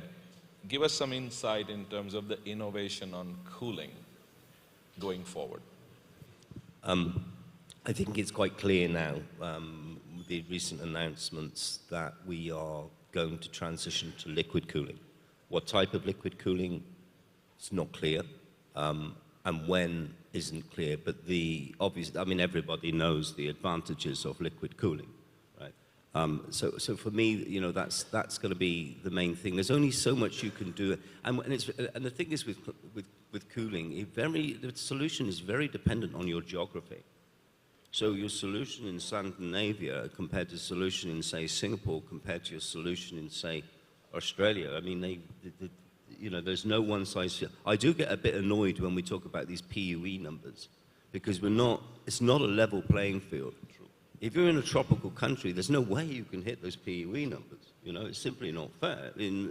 Of course you've got a low PUE if you're in Scandinavia. It's inevitable. So I think for me, there's only so much we've done. I mean, also, there's a massive, again, this is country dependent. A lot of countries are looking to minimize the water consumption. So the whole adiabatic thing is becoming a problem. Absolutely. In many, many, I mean, even the climate neutral data center pact and, you know, the European thing is pretty hot on WUE. In Ireland, I don't know why you'd care. You've got so much rain, you know, it shouldn't matter. But if you're in UAE, well, you've got a different problem, right? So, you know, I think you've got to look at each geography, and the solutions vary. Yeah. No, clearly, you know, besides power, I think there was a research document published not so long ago. By 2030, 50% of the world population will be living in water-stressed areas. And there are data centers that consume 1 billion gallons of water per year. So clearly, cooling, reduction of water consumption is a big challenge. I know most of the panelists here are from the Nordics or from the northern part of Europe, and the weather is, you know, obviously far more forgiving here in terms of temperature.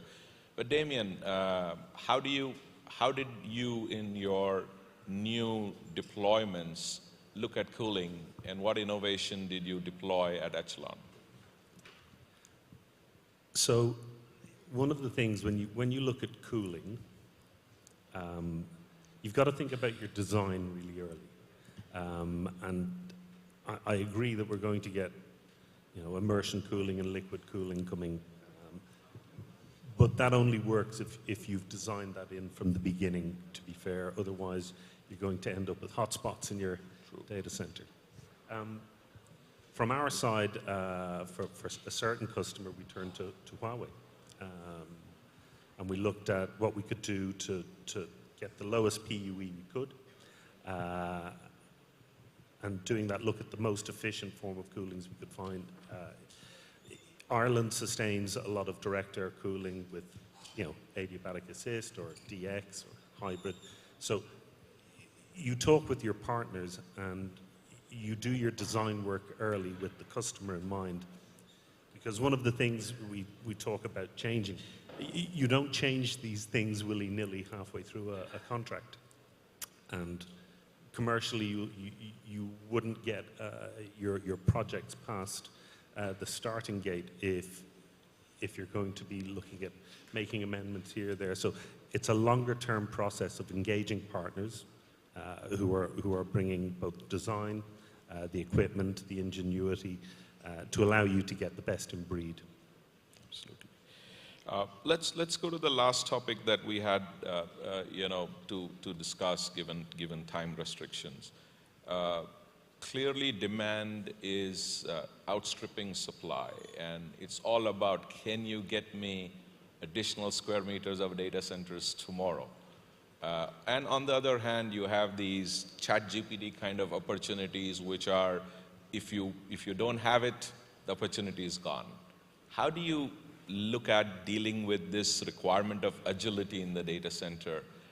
Maybe we can go with Roger. Yeah, I think for us, it's the ability to deploy fast, you know, and I think we saw some of the solutions before. We look at it basically in two ways: either sort of really create big shells in advance and then build them out as, you know, aligned with demand, or kind of bring it down to that component type prefab model. And I think the other element, as you talked about, a very specific application, is really how do you densify compute and storage, some coming along what Damien was saying and the other speakers of liquid cooling, the other one really just to kind of bring the footprint down. So some of the solution we saw in the exhibition where storage, gets sort of densified so that you can pack it much denser is something that helps as well.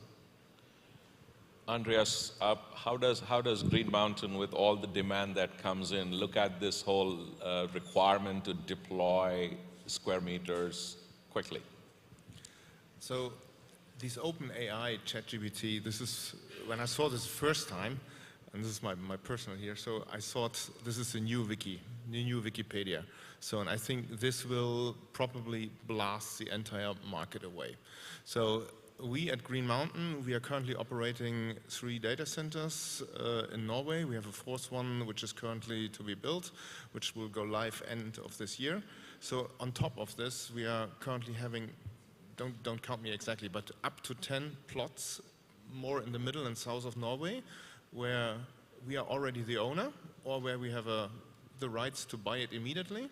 So if we get a request of a customer who needs to go ASAP live, so we can say, okay, we can offer you this land, and then 12, 15 months we are live. We have no really hurdles on this approval process, so we are sitting there in a starting block and can start immediately. Absolutely. I mean, we are living in amazing times. I guess many of us have been in the data center business for more than 25, 30 years, but I can tell you the last 7, 8 years have been the most exciting in this space. So on that note, we all have our watches and we all keep looking at time.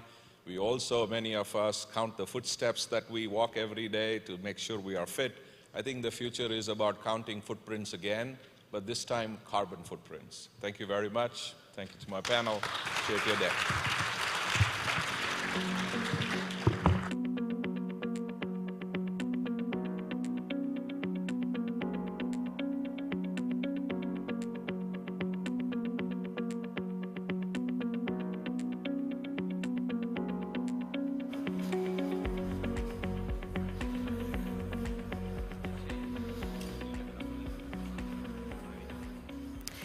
Thank you to all the speakers for this rewarding afternoon. Thank you for sharing your stories of success.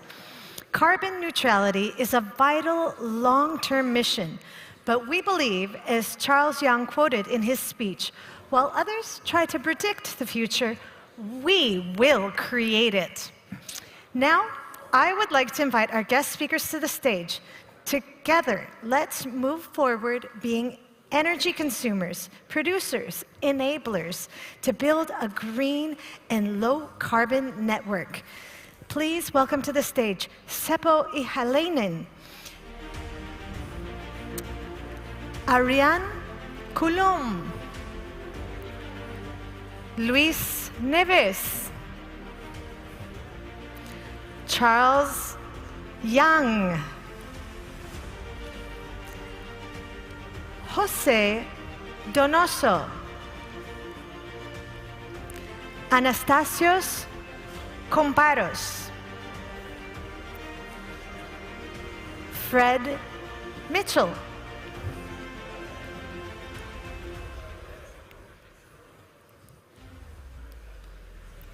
okay, so now please, those of you on this side of the stage, I want you to raise your right hand.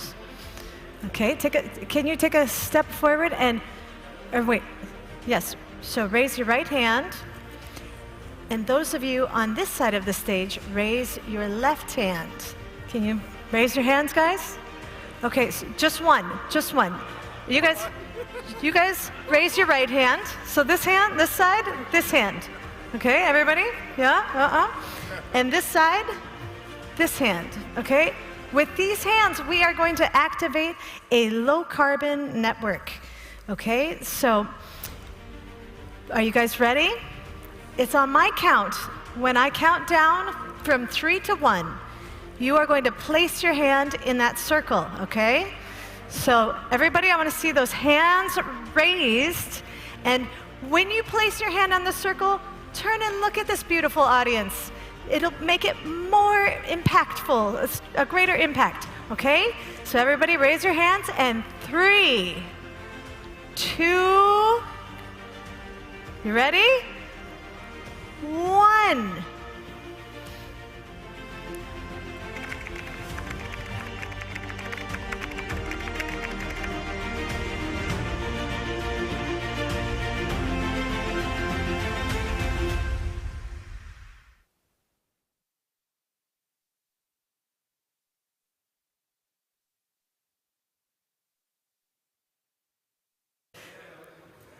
please step a bit in front to take a group photo before we wrap up. Can you all come together in the front for a group photo? We've got a photographer. Luis, a group photo, please. Photo, photo, photo.